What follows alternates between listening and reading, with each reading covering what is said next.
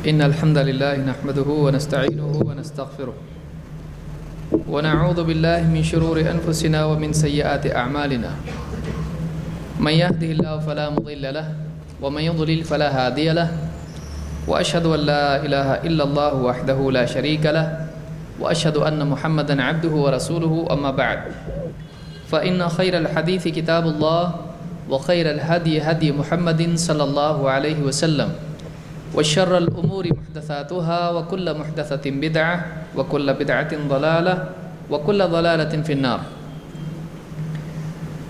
قال النبي صلى الله عليه وسلم لو كان بعدي نبي لكان عمر بن الخطاب. میرے محترم دینی بھائیوں، اللہ رب العالمین کا امت مسلمہ پر ایک بہت بڑا احسان ہی ہوا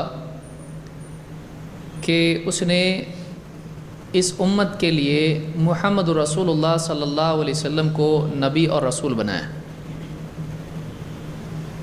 ایک ایسے نبی جن کی تعلیمات قیامت تک رہنے والی ہیں.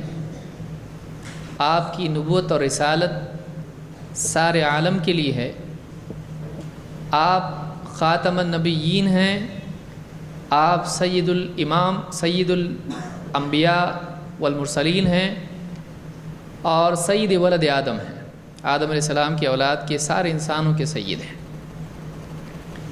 آپ رحمت للعالمین ہیں اور آپ کے مقام کو خود اللہ رب العالمین نے قرآن کریم میں مختلف مقامات پر بیان کیا ہے اور ایمان والوں کو اس کا حکم ہے کہ آپ کی توقیر کریں، آپ کا احترام کریں. اسی کے ساتھ اللہ تعالیٰ نے ایسے نبی اور رسول کے ساتھ ایسے افراد جوڑے جو قیامت تک کے آنے والے انسانوں میں سب سے بہترین افراد تھے. ایسے صحابہ محمد عربی صلی اللہ علیہ وسلم کو دیے جو ایمان اور عمل کے اعتبار سے، علم و فہم کے اعتبار سے اور دین میں قربانی دینے کے اعتبار سے امت میں بہترین افراد تھے، جن کی زندگیاں آنے والی نسلوں کے لیے اسوہ ہیں، جن کا قول حکمت سے بھرا ہوا ہوتا تھا، جن کی زندگی میں سادگی تھی، تکلفات سے دور تھے، جن کے ارادے پختہ تھے، جن کا توکل اللہ ہی پر تھا، اعتماد اللہ ہی پر تھا، جو سادہ کھانا کھا لیا کرتے تھے، سادے کپڑے پہن لیا کرتے تھے، سیدھے سادے مٹی کے گھروں میں رہا کرتے تھے، لیکن ان کی سوچ آسمان سے زیادہ اونچی تھی. ان کا ایمان پہاڑوں سے زیادہ مضبوط تھا. ان کے علم کی گہرائی سمندروں سے زیادہ گہری تھی. ایسے افراد محمد رسول اللہ صلی اللہ علیہ وسلم کو اللہ رب العالمین نے دیے، اور یہی وہ لوگ تھے جنہوں نے اللہ کے نبی صلی اللہ علیہ وسلم کی ماتحتی اور رہبری میں عرب کی زمین سے شرک اور کفر کو اکھاڑ کے پھینک دیا، اللہ کے گھر کو پاک کیا. اللہ کے نبی صلی اللہ علیہ وسلم کے ساتھ مل کر دعوتی میدان ہو یا جنگ کا میدان ہو، آپ صلی اللہ علیہ وسلم کے ساتھ مل کر ہر اعتبار سے انہوں نے کوشش کی، قربانیاں دی اور دین کے غلبے کے لیے اپنا سب کچھ نچھاور کر دیا. ان میں الگ الگ قسم کے افراد تھے. کوئی علمی اعتبار سے اسی میدان میں لگا ہوا تھا، ابو ہریرہ رضی اللہ تعالیٰ سائے کی طرح نبی صلی اللہ علیہ وسلم کے پیچھے چمٹے رہنے والے، خوشی غم ہر حال میں. اور کیا طلب تھی؟ کچھ پیسہ دے دیں؟ نہیں، بلکہ کوئی بات نبی صلی اللہ علیہ وسلم کی سننے کو مل جائے. ایسے افراد بھی تھے. ایسے افراد بھی تھے جو اللہ کے نبی صلی اللہ علیہ وسلم کی حفاظت کی فکر ہر وقت رکھتے تھے. ایسے افراد بھی تھے جو آپ صلی اللہ علیہ وسلم کے احکام کی تعمیل میں جایا کرتے تھے، جنگ کے میدان میں آگے آگے رہتے تھے، جہاں جاتے فتح ہوتی. خالد بن ولید رضی اللہ عنہ یا دوسرے صحابہ بھی تھے. تو ہر قسم کے ایسے افراد جن سے آپ صلی اللہ علیہ وسلم راتوں میں بیٹھ کر مشورہ کیا کرتے تھے، ابو بکر و عمر رضی اللہ عنہ. ہر صحابی کا اپنا ایک مزاج تھا اور ہر صحابی کا اپنا ایک خصوصی میدان تھا. کوئی کسی فیلڈ میں آگے، جیسے معاذ بن جبل رضی اللہ تعالیٰ عنہ فرائض کے مسائل باریکیوں کے ساتھ جانتے تھے. عبداللہ ابن مسعود رضی اللہ تعالیٰ عنہ وہ بھی بہت سارے مسائل دین کے قرآن کی تفسیر کے بارے میں جانتے تھے. ابی بن کعب رضی اللہ تعالیٰ عنہ قرآن کے بہترین قاری تھے. یا اس طرح سے بہت سارے صحابہ، بلال رضی اللہ تعالیٰ عنہ للہ التوحید، اور اسی طرح سے اللہ کی بڑائی بیان کرنا استقامت کے لیے اسوہ اور نمونہ. تو کوئی غریب تھا، کوئی امیر تھا، کوئی صحت مند تھا، کوئی دبلا پتلا تھا. عبداللہ ابن مسعود رضی اللہ عنہ ایک دم کمزور نحیف صحابی تھے. پیڑ پر ایک مرتبہ چڑھے، صحابہ دیکھ کے ان کی ٹانگیں ہنسنے لگے، یہ دبلی پتلی ٹانگیں. تو ہنسنے لگ گئے. آپ نے کہا ان کی پنڈلیوں کو دیکھ کے ہنستے ہو؟ اللہ کی قسم یہ اللہ کی ترازو میں احد پہاڑ سے زیادہ بھاری ہے. یہ خود نہیں، ان کی پنڈلیاں وہ کتنے بھاری ہوں گے. تو ایسے ایسے لوگ تھے وہاں پہ، اور ہر ایک کا اپنا ایک مزاج تھا، اس کی قربانیاں تھیں، اس کی اپنی ایک ہسٹری ہے. انشاءاللہ مستقل اس کے بارے میں بھی ہم ایک ایک کر کے صحابہ کا کوئی دروس میں ایک ایک کا تذکرہ آتا چلا جائے گا انشاءاللہ، جن میں سے یہ بھی ایک درس آج کا ہے. آج ہم اللہ کے نبی کے صحابہ میں سے اس صحابی کا تذکرہ کریں گے جس نے بہت سارے مسلمانوں کی پٹائی بھی کی ہے. یہ وہ صحابی ہیں کہ جو اسلام کے دونوں دور انہوں نے دیکھے ہیں.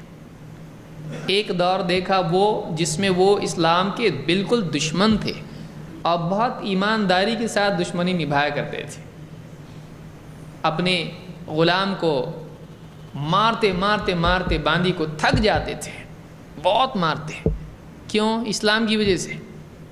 اور مارتے مارتے جب تھک جاتے تھے تو اس کو بتاتے تھے، انفارمیشن اس کو دیتے تھے، میں رحم کھا کے نہیں رکا ہوں، میں تھک گیا اس لیے رکا ہوں، پھر مارنے والا ہوں. یعنی یہ امید نہیں پیدا ہونا چاہیے تجھ کو کہ میں اب چھوڑ دوں گا. ایسے سخت مضبوط صحابی. لیکن اسلام نے ان کو نرم کر دیا، اسلام نے ان کے دل کی دنیا بدل دی ہے. اسی لیے آپ دیکھیں گے کہ کئی مقامات پر آپ کو ملے گا کہ عمر رضی اللہ تعالیٰ رونے لگے ہیں اللہ کے رسول صلی اللہ علیہ وسلم کی مجالس میں. ڈرتے تھے اللہ کے نبی صلی اللہ علیہ وسلم سے. تو ان کی اپنی ایک ہیبت تھی پبلک پہ، لیکن وہ خود مرعوب تھے اللہ کے نبی صلی اللہ علیہ وسلم سے. اور ایسے صحابی تھے کہ جن کی بات اللہ کے نبی صلی اللہ علیہ وسلم مانتے تھے. اکثر اوقات ان کی رائے نظر انداز نہیں کرتے تھے بلکہ مان لیتے تھے. کبھی ڈانٹ بھی دیتے تھے، اگر کوئی غلطی ہے تو ڈانٹتے تھے. حدیبیہ کے وقت میں ڈانٹ دیا تھا. تو اس طرح سے مختلف صحابہ ہیں، اور ان کی زندگی دیکھنا خود ہمارے لیے نہ صرف علم کا باب ہے بلکہ ایمان کا باب ہے. اس لیے کہ ان کے ایمان، ان کی للہیت، ان کی قربانی اور ان کی استقامت، ان کا اللہ پر توکل، ان کی نبی صلی اللہ علیہ وسلم سے محبت، ان کی امت کے لیے خیر خواہی، ان کے علم اور عمل کے اعتبار سے قربانی، ان کی دعوت کے میدان میں، ان کی جنگ کے میدان میں ہر وقت تیاری، یہ ساری چیزیں دیکھ کے ایک آدمی متاثر نہیں ہو تو پتھر ہے وہ. ایک آدمی واقعی جو ان کے مقام کو جانتا ہے، اللہ کے نبی صلی اللہ علیہ وسلم سے اس کی نسبت ہے، تو جس کی نبی سے نسبت ہے، نبی کی جس سے نسبت ہے اس کی اپنے آپ ہو جاتی ہے. کیوں بھائی؟ آپ کا کسی سے رشتہ ہو جائے تو اس کے رشتہ دار بھی آپ کے رشتہ دار ہو جاتے ہیں. تو نبی سے ہمارا قرب اگر ہے تو جس سے نبی کا قرب ہے اس سے بھی اپنے آپ ہمارا قرب ہو جاتا ہے. اسی لیے اللہ کے نبی صلی اللہ علیہ وسلم نے انصار کے سلسلے میں کہا کہ آیت الایمان حب الانصار و آیت النفاق بغض الانصار. ایمان کی علامت انصار سے محبت ہے، اور نفاق کی علامت انصار سے بغض، ان سے دل میں کھوٹ رکھنا، ان سے دل میں دشمنی چھپائے رکھنا. یہ انصار سے دشمنی انسان کے نفاق کی علامت ہے. نفاق کس کو کہتے ہیں؟ ظاہر میں آدمی اسلام پہ ہے لیکن اندر سے اسلام کھوکھلا ہے ہی نہیں، اسلام خالی ڈبہ. تو ایسا جو انسان ہوتا ہے اس کو منافق کہتے ہیں. اللہ ہم سب کی حفاظت فرمائے. تو آپ دیکھیے کہ علامت صحابہ سے جوڑ کے بتایا. معلوم یہ ہوا کہ صحابہ کی محبت بھی ضروری ہے. یہ کوئی چھوٹا موٹا معاملہ نہیں کہ چلو بھائی محبت کر لیا تو کر لیا، نہیں تو کوئی بات نہیں. یہ عام انسان نہیں ہے کہ کوئی آدمی چل رہا ہے آپ اس سے کہیں مجھ کو اس سے نہ محبت ہے نہ دشمنی، کچھ بھی نہیں، تو کوئی بات نہیں، ٹھیک ہے. ایسا نہیں ہے، بلکہ صحابہ کا معاملہ ایسا ہے کہ ہر مسلمان کے دل میں صحابہ کی محبت ہونا ضروری ہے۔ اگر کوئی آدمی صحابہ کو نہیں پسند کرتا ہے تو ایسے آدمی کے دل میں ایمان کی بجائے کفر ہے۔ بہت غالب بات یہ ہے کہ اس کے دل میں کفر ہوگا۔ صحابہ سے جو آدمی چڑھتا ہے وہ مسلمان نہیں ہو سکتا ہے۔ قرآن میں اللہ نے اس کو سورہ فتح میں اخیر میں بیان کیا ہے۔ تو بہرحال آج ہم کچھ باتیں حضرت عمر رضی اللہ تعالیٰ عنہ کے فضائل میں دیکھیں گے۔ دیکھیے اس درس میں، اس موضوع میں کئی حصے ہیں۔ ایک عمر بن خطاب رضی اللہ تعالیٰ عنہ کی فضیلت، ان کا مقام کیا ہے، اور ایک اس کا دوسرا حصہ ہے کہ ان کی سیرت کیسے تھے، ان کے واقعات زندگی کے کیا ہیں، کیا کیا خدمات انہوں نے کی، کفر کے زمانے میں کیا معاملہ تھا، اسلام کے زمانے میں کیا معاملہ تھا، خلافت کب ملی، خلافت کے بعد کیا کیا کیے، وفات کیسے ہوئی، وغیرہ ساری چیزیں ہیں، وہ سیرت کا حصہ ہیں۔ اور اتنا وقت ہمارے پاس نہیں ہے، ہم سیرت کا حصہ فیوچر کے لیے رکھیں گے انشاءاللہ، کہ مستقل ایک کورس ہم عمر بن خطاب رضی اللہ عنہ کے سلسلے میں کریں گے، جس میں ان کی پیدائش، ان کی صفات، ان کے معاملات، ان کی ساری سیرت، ان کی وفات اور ان کی خدمات اور ان کی خصائص، یہ ساری چیزیں انشاءاللہ اس میں دیکھی جا سکتی ہیں۔ آج بطور نمونہ صرف عمر بن خطاب رضی اللہ تعالیٰ عنہ کے فضائل کے بارے میں ہم دیکھیں گے۔ بہت سارے لوگ کہیں گے فضائل عمل تو سنتے آئے، لیکن یہ فضائل صحابہ کہاں سے آ گیا؟ فضائل تو عمل کا ہوتا ہے نا، تو شخصیت کے فضائل کہاں سے ہوتے ہیں؟ تو یہ علم کی کمی ہے۔ اگر کوئی آدمی سے سوچتا ہے تو آپ دیکھیں گے محدثین عام طور سے، چاہے بخاری ہوں یا دوسرے محدثین ہوں، آپ دیکھیں گے کہ اہل علم نے، محدثین نے خصوصی طور پر فضائل الصحابہ کے ابواب قائم کیے ہیں، اور اس میں ترتیب وار لے کر آتے ہیں کہ ایک صحابی کے بارے میں حدیثوں میں کیا کیا آیا ہے، کہ اللہ کے نبی صلی اللہ علیہ وسلم نے کسی کی تعریف کر دی، وہ ان کی فضیلت ہے۔ کہ نبی کسی کی تعریف کرے تو بہت بڑی بات ہے۔ اللہ کے نبی صلی اللہ علیہ وسلم نے ان سے کوئی وعدہ کر دیا، فضیلت کی چیز ہے۔ انہوں نے دین کی کوئی خدمت کر دی جو نبی صلی اللہ علیہ وسلم کو پسند آ گئی، اللہ نے اس کے بارے میں کوئی فیصلہ نازل کر دیا، ان کی فضیلت ہے۔ تو اس طرح سے صحابہ کے بعض واقعات ایسے ہوتے ہیں جن میں ان کی فضیلت ظاہر ہوتی ہے، کہ ان کا کیا مقام ہے، کیا ضرورت ہے اس کی۔ ضرورت اس کی اس لیے ہے کہ ہم کہیں ان کی ناقدری نہ کریں، ان کی شان میں گستاخی نہ کریں۔ اللہ کا جو ولی ہوتا ہے، اللہ کے ولی سے دشمنی اور بغض و عداوت آدمی کو اللہ کا دشمن بناتی ہے۔ من عاد لی ولیا فقد آذنتہ بالحرب، اللہ کے نبی صلی اللہ علیہ وسلم ایک حدیث قدسی بیان کرتے ہیں کہ اللہ تعالیٰ فرماتا ہے من عاد لی ولیا فقد آذنتہ بالحرب، امام البخاری نے اس کو روایت کیا ہے، جو میرے کسی ولی سے دشمنی رکھتا ہے اس کے لیے میری طرف سے جنگ کا اعلان ہے۔ تو کوئی معمولی بات نہیں ہے۔ تو اللہ کے ولی سے دشمنی رکھنا اللہ سے دشمنی رکھنا ہے۔ کیوں؟ کیونکہ اللہ اس کا دوست ہے، تو اس سے دشمنی تو اللہ سے بھی دشمنی ہو گئی اپنے آپ۔ اب صحابہ اولیاء کے اوپر کے لیول کے لوگ ہیں۔ عام اولیاء جو ہوتے ہیں تابعین میں سے بھی ولی ہیں، تبع تابعین میں سے اولیاء ہیں، اس طرح سے مختلف علماء، محدثین، فقہاء، اولیاء ان میں سے بھی اور قیامت تک رہیں گے۔ ہاں، چرس گانجا پینے والے، جم برابر جم شرابی، یہ نہیں ہے۔ ناچنے گانے والے، تو یہ اولیاء نہیں ہیں۔ اولیاء کون ہیں؟ جن کی زندگی ایمان و عمل سے معمور ہو، جن کی زندگی میں صحیح عقیدہ ہو، تقویٰ ہو، جن کی زندگی میں قرآن و سنت کی پابندی ہو، جن کی زندگی میں ایمان کے ساتھ ساتھ عمل بھی ہو، یہ اولیاء ہیں، اور قیامت تک رہیں گے۔ اور بڑے بڑے ولی گزرے ہیں جن میں سے صحابہ سر فہرست ہیں۔ تو اللہ کے ولی سے دشمنی اللہ سے دشمنی ہے۔ یہ خاص اس پس منظر میں بھی میں کہہ رہا ہوں کہ جیسے ہی محرم آتا ہے بہت سارے لوگ ایمان سے مزید محروم ہو جاتے ہیں۔ آپ دیکھیں گے شیعہ حضرات کو کہ جیسے ہی محرم آتا ہے صحابہ کے خلاف زبانیں ان کی ہاتھ سے زیادہ لمبی ہو جاتی ہیں۔ خاص طور سے ان کے دل کی نفرتیں آگ بگولا ہو کے پوری حضرت عمر پر انڈیلی جانے لگتی ہیں۔ حضرت عمر کے بارے میں ان کو بہت غصہ آتا ہے، نہ جانے کتنی چیزیں گھڑ گھڑ کے ان کے بارے میں حضرت فاطمہ کو دھکا دے دیا، یوں کر دیا، حضرت اللہ کے نبی کی شان میں گستاخی کی، وغیرہ وغیرہ بہت ساری چیزیں اول فول بکنا شروع کرتے ہیں۔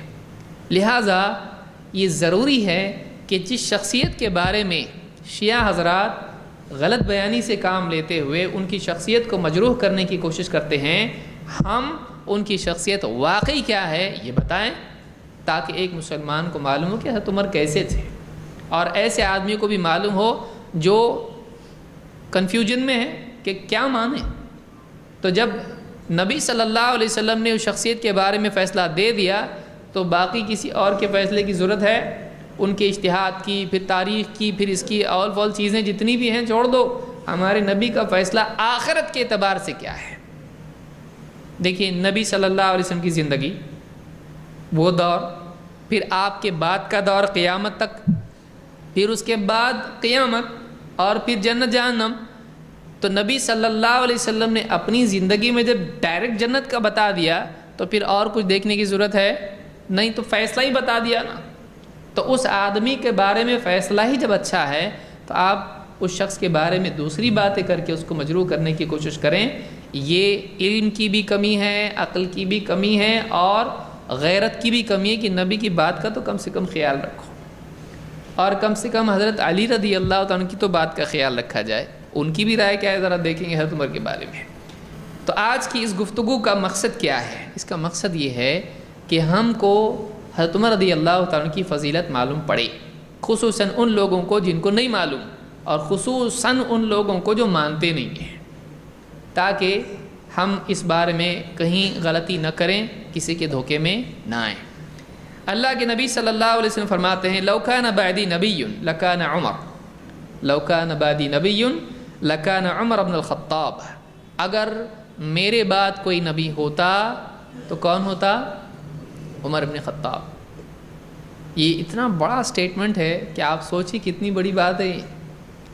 اب کوئی آدمی یہ سوچے کہ اللہ کے نبی صلی اللہ علیہ وسلم کے بعد تو کوئی نبی نہیں ہے، تو پھر حضرت عمر ہوتے، اس کا مطلب دروازہ، پھر کوئی قادیانی بھی آ جائے گا لائن میں، چلو میں بھی تھوڑا سا، حدیث ہے نا، یعنی ہو سکتا ہے نا، کیا نہیں ہو سکتا ہے؟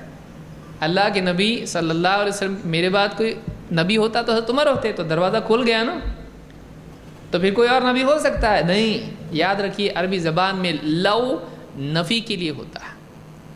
اللہ نے کیا فرمایا؟ لو کان فیہما آلہۃ الا اللہ لفسدتا، اگر آسمان و زمین میں اللہ کے سوا اور معبود ہوتے تو کیا ہو جاتا؟ بگاڑ پیدا ہو جاتا، فساد آ جاتا، آسمان و زمین درہم برہم ہو جاتے۔ کیوں؟ یہ معبود اپنا آسمان لے کے جاتا، بولتا تیسرا میرا ہے تو وہ لے کے جاتا وہاں پہ، ایسا ہو جاتا ہے، سارا معاملہ گڑبڑ ہوتا۔ تو ہے کیا یہ؟ نہیں ہے۔ ہو سکتا ہے؟ نہیں۔ لو نفی کے لیے ہوتا ہے، ایسا اگر ہوتا تو، جیسے بہت سارے بچے لکھتے میں اگر پرائم منسٹر ہوتا تو، ہے وہ؟ نہیں ہے۔ لو عربی زبان میں ایسی چیزوں کے لیے آتا ہے جو نہیں ہے۔ تو اگر ہوتا ایسا کہ میرے بعد کوئی نبی ہوتا تو کون ہوتے؟ حضرت عمر رضی اللہ عنہ۔ یہ ان کا مقام بتانے کے لیے کہ انبیاء اللہ کی طرف سے دی ہوئی بصیرت اور حکمت کی بنیاد پر فیصلہ کرتے ہیں۔ دیکھیں ایک تو نبیوں کو وحی ملتی ہے، ٹھیک، ڈائریکٹ میسیجز آتے ہیں، ایسا کرو، ایسا مت کرو، یہ حلال یہ حرام، لیکن اتنا ہی نہیں ہوتا ہے، بلکہ انبیاء کو اللہ کی طرف سے کتاب کے ساتھ ساتھ حکمت بھی دی جاتی ہے۔ اللہ کے نبی صلی اللہ علیہ وسلم کا سینہ معراج کی رات میں کھول کر اس میں کیا کیا گیا؟ حکمت اور ایمان سے اس کو بھرا گیا، یہ حکمت بھری گئی۔ تو انبیاء کو ایک تو وحی ملتی ہے جو ڈائریکٹ لفظاً باتیں ہوتی ہے، ایسا ہے ایسا نہیں ہے، لیکن اسی کے ساتھ ساتھ ان کو ایک صلاحیت دی جاتی ہے کہ جس کی بنیاد پر وہ زندگی کے مسائل میں بصیرت کے ساتھ ڈیسیجنز لے پاتے ہیں۔ یہ جو صلاحیت ہے یہ بہت قیمتی صلاحیت ہوتی ہے، یہ بہت اونچی چیز ہوتی ہے جو اللہ کی طرف سے ان کو دی جاتی ہے۔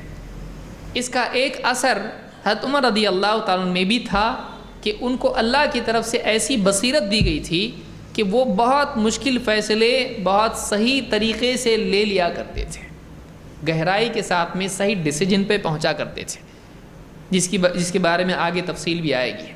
تو اللہ کے نبی صلی اللہ علیہ وسلم نے فرمایا کہ لو کان بعدی نبی، اگر ایسا ہوتا کہ میرے بعد بھی کوئی نبی ہوتا تو کون ہوتا؟ عمر بن خطاب رضی اللہ تعالیٰ عنہ۔ تو اس حدیث کو امام احمد، ترمذی اور حاکم نے اور طبرانی نے روایت کیا ہے، اور صحیح الجامع الصغیر میں شیخ الالبانی نے اس کو حسن کہا ہے۔ تو اس حدیث سے بات معلوم ہوئی کہ عمر رضی اللہ تعالیٰ عنہ کے بارے میں اللہ کے نبی صلی اللہ علیہ وسلم کی رائے بہت اونچی تھی، اتنی اونچی تھی کہ اگر میرے بعد کوئی نبی ہوتا تو اس کی لیاقت کس میں تھی؟ عمر رضی اللہ تعالیٰ عنہ میں۔ لیکن اللہ کی طرف سے یہ طے ہے کہ آپ نے فرمایا کہ انہ لا نبی بعدی، میرے بعد یقیناً کوئی نبی نہیں ہے۔ تو یہ حضرت عمر کی فضیلت میں حدیث آئی ہے۔ عمر بن خطاب رضی اللہ عنہ کا نسب کیا ہے؟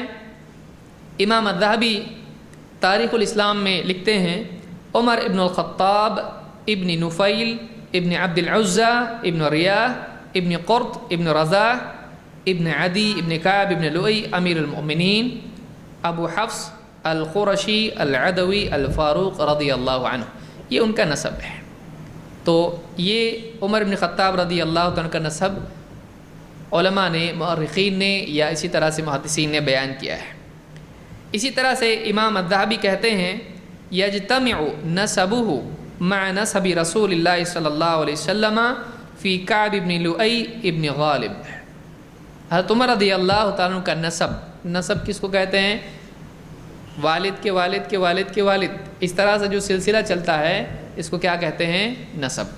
تو حضرت عمر رضی اللہ عنہ کا نسب جو ہے اللہ کے نبی صلی اللہ علیہ وسلم سے جا کر ملتا ہے، ایک ہی نسب سے تھے، لیکن کہاں کون سے نمبر پہ جا کے ملتا ہے، کس پہ ملتا ہے؟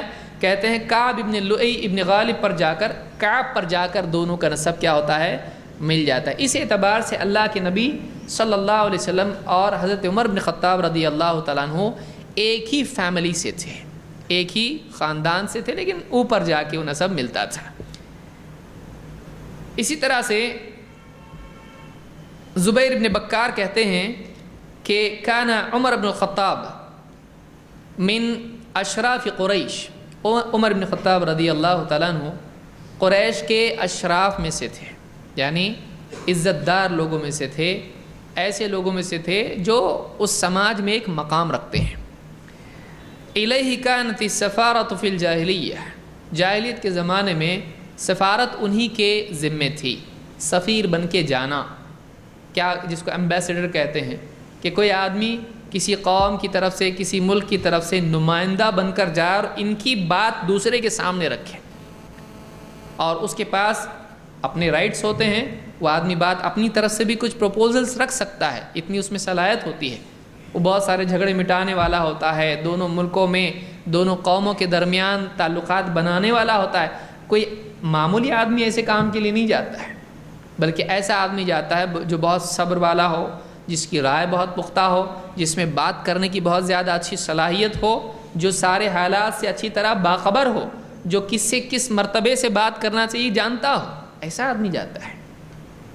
تو جاہلیت کے زمانے میں چونکہ قریش اور سارا عرب قبیلوں میں بٹا ہوا تھا، اور وہ قبیلے کیسے تھے؟ وہ پوری ایک کمیونٹی تھی، اور ان میں آپس میں جنگیں چلتی تھی، آپس میں تبادلہ خیال ہوتا تھا، ڈیلز ہوتی تھی بہت ساری۔ تو اس میں ایک قبیلے کی طرف سے دوسرے قبیلے کے پاس جا کے بات پیش کرنا، قریش کی طرف سے ریپرزنٹیٹیو کون تھا، ان کی طرف سے کون سفیر بن کے جاتا تھا؟ کہتے ہیں کہ اس زمانے میں قریش کی طرف سے سفیر بن کے جانے والا انسان عمر بن خطاب رضی اللہ تعالیٰ عنہ تھے۔ کہتے ہیں کہ وَذَلِكَ أَنَّ قُرَيْشًا كَانَتْ إِذَا وَقَعَ بَيْنَهُمْ حَرْبٌ أَوْ بَيْنَهُمْ وَبَيْنَ غَيْرِهِمْ بَعَثُوهُ سَفِيرًا، یہ اس اعتبار سے کہ جب قریش میں آپس میں جھگڑے ہو جاتے یا قریش کا کسی اور قبیلے سے کچھ اختلاف ہو جاتا تو انہی کو بات کرنے کے لیے آگے کیا جاتا تھا، کہ معاملات مٹانے کے اعتبار سے، آپس میں تعلقات بنانے کے اعتبار سے، مسائل حل کرنے کے اعتبار سے، صلح وغیرہ کے اعتبار سے اگر کسی کو چنا جاتا تھا تو یہی وہ آدمی تھا، یہی وہ صاحب تھے، یہی صحابی تھے حضرت عمر بن خطاب رضی اللہ تعالیٰ، انہی کو بھیجا جاتا تھا۔ تو یعنی ماضی میں بھی، اسلام سے پہلے بھی یہ ایک عام آدمی نہیں تھے، بلکہ اسلام سے پہلے بھی ان کا اپنی قوم میں ایک مقام تھا۔ تو صرف حضرت عمر کی تصویر جو بہت سارے لوگوں کے سامنے بہت غصے والے. ایسا نہیں ہے، بلکہ حضرت عمر رضی اللہ تعالیٰ عنہ بہت حلم والے اور بہت علم والے تھے. علم والے گہرائی کے ساتھ علم اور سمجھداری ان میں تھی، اور حلم والے یعنی بہت برداشت اور کنٹرول ان کو تھا. جو آدمی کبھی غصے میں نہیں آتا ہے وہ آدمی ایسا آدمی کام کا ہے. غصہ کبھی تو آنا چاہیے بھائی، غصے کے وقت پر آئے بالکل صحیح ہے، اور جہاں غصہ نہیں آنا چاہیے وہاں غصہ آئے نقصان کے کام ہے، اور جہاں غصہ آنا چاہے وہاں نہیں آئے غیرت کی کمی ہے. سمجھ میں آ رہی بات؟ کہ جہاں غصہ آنا چاہیے وہاں اگر نہیں آتا ہے، غلط بات پہ بھی برا نہیں لگتا ہے اس کو، کچھ سب صحیح، تو ایسا آدمی ہر دل عزیز تو بن سکتا ہے، لیکن اس کا کوئی مقام نہیں ہے. یہ آدمی سب صحیح بول کے چلتا ہے، ایسا نہیں چلتا ہے. صحیح چیز صحیح ہے، غلط غلط ہے. جس کو صحیح تمیز ہوتی ہے اس کو غصہ آتا ہے غلط پر، لیکن غلط پر غصہ آنے کے بعد آدمی اس کو برداشت کر لے، اس کو حلم کہتے ہیں. کہ جہاں غصہ نہیں ظاہر کرنا چاہیے وہاں آدمی کنٹرول کر لے، اس کو حلم کہتے ہیں. تو عمر بن خطاب رضی اللہ تعالیٰ عنہ اپنی قوم میں سمجھدار، بات کرنے والے، دور اندیش اور نمائندہ شریف انسان مانے جاتے تھے.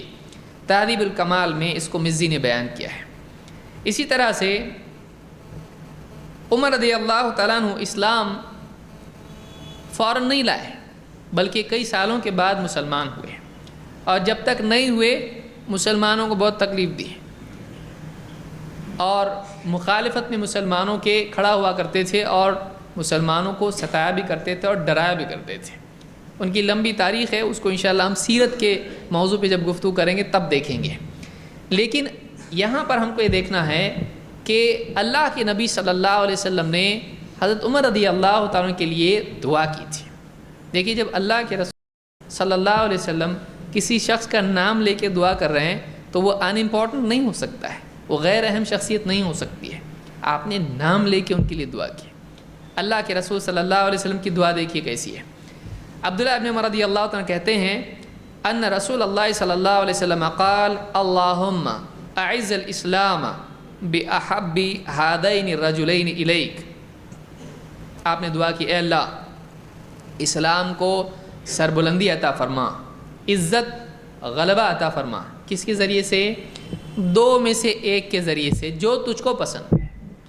ان دو لوگوں میں سے جو بھی تجھے پسند ہے اس کے ذریعے سے تو اسلام کو عزت دے. کون؟ بِأَبِي جَهْلٍ او بعمر بن الخطاب، چاہے وہ ابو جہل ہو یا پھر عمر بن خطاب، دونوں میں سے جو بھی تجھ کو پسند ہے اس کے ذریعے سے تو اسلام کو کیا کر؟ سربلندی عطا فرما، اسلام کو غلبہ دے، اسلام کو سپورٹ، اسلام کی طاقت تو اس کو بنا، جو بھی تجھ کو پسند ہو. اور ابن عمر رضی اللہ عنہ کہتے ہیں وَكَانَ أَحَبَّهُمَا إِلَيْهِ عمر، کہتے ہیں کہ اللہ کے نزدیک دونوں میں سے زیادہ پسند والا کون تھا؟ عمر بن خطاب. کیسے معلوم پڑا؟ سمپل ہے، اسلام کس کو نصیب ہوا؟ عمر بن خطاب رضی اللہ عنہ کو. اور ابو جہل مارا گیا، قتل کر دیا گیا انصار کے 2 بچوں کے ذریعے سے. اس کو کیسی ذلت ملی؟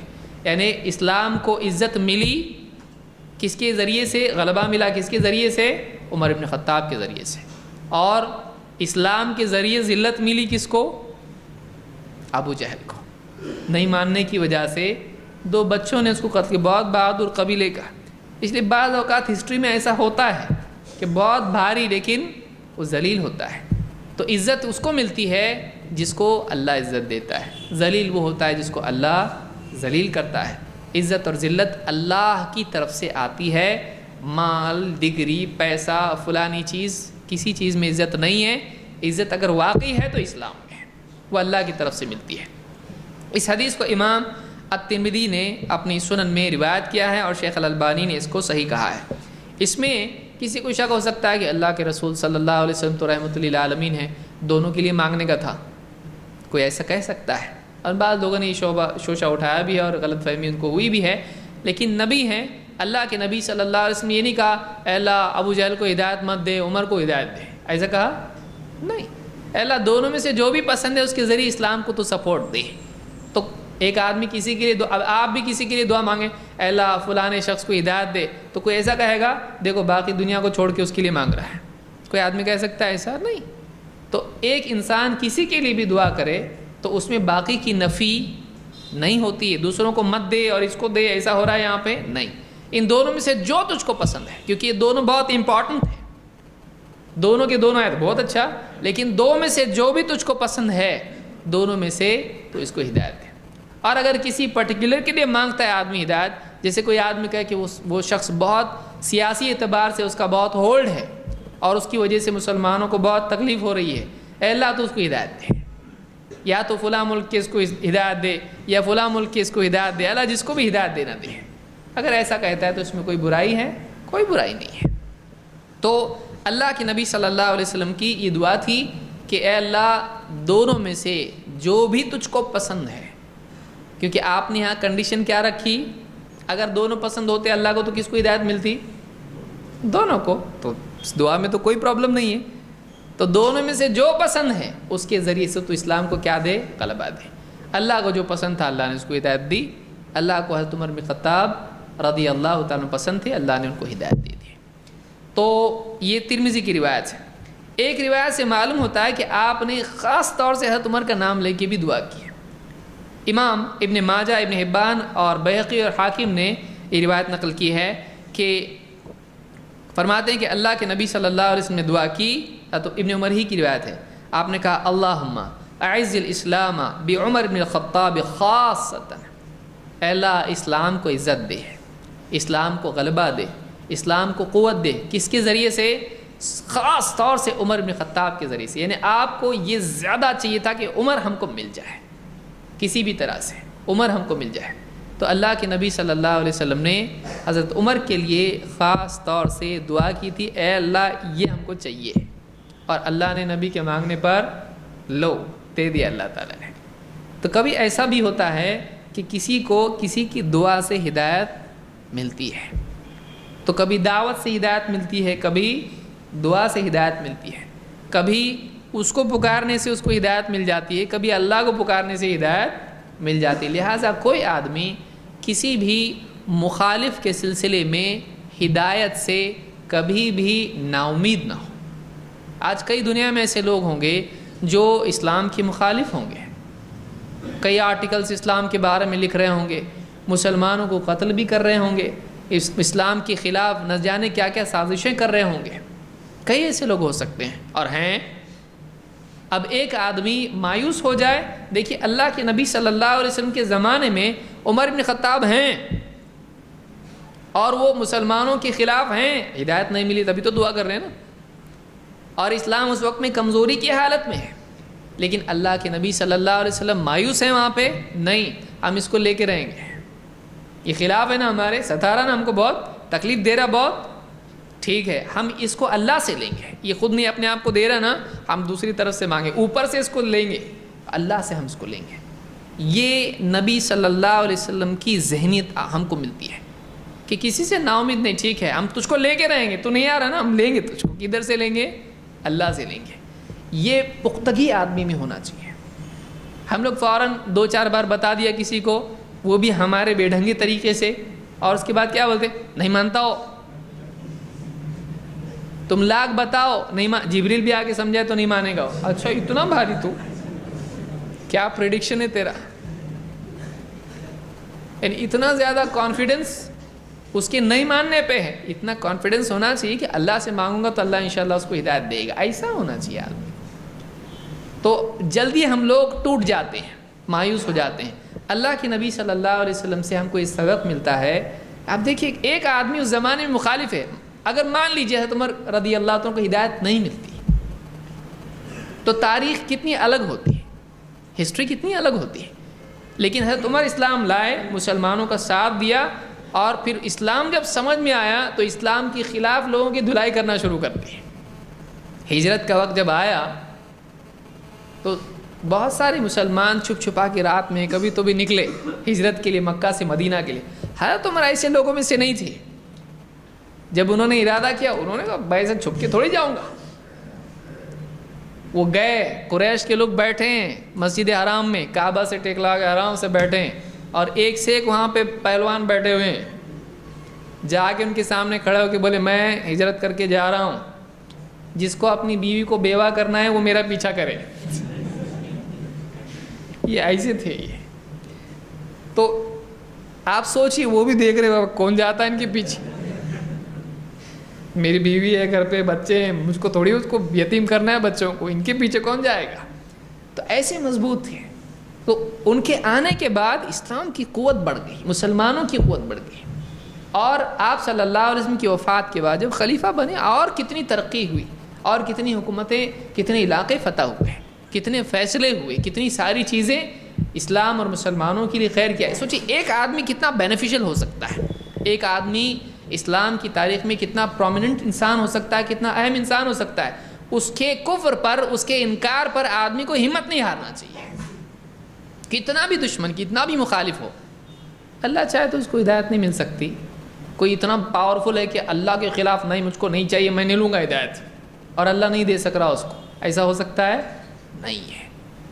اللہ تعالیٰ اس کے دل کو کھول کے ہدایت ڈال سکتا ہے, اللہ کی قدرت ہے, اللہ کر سکتا ہے.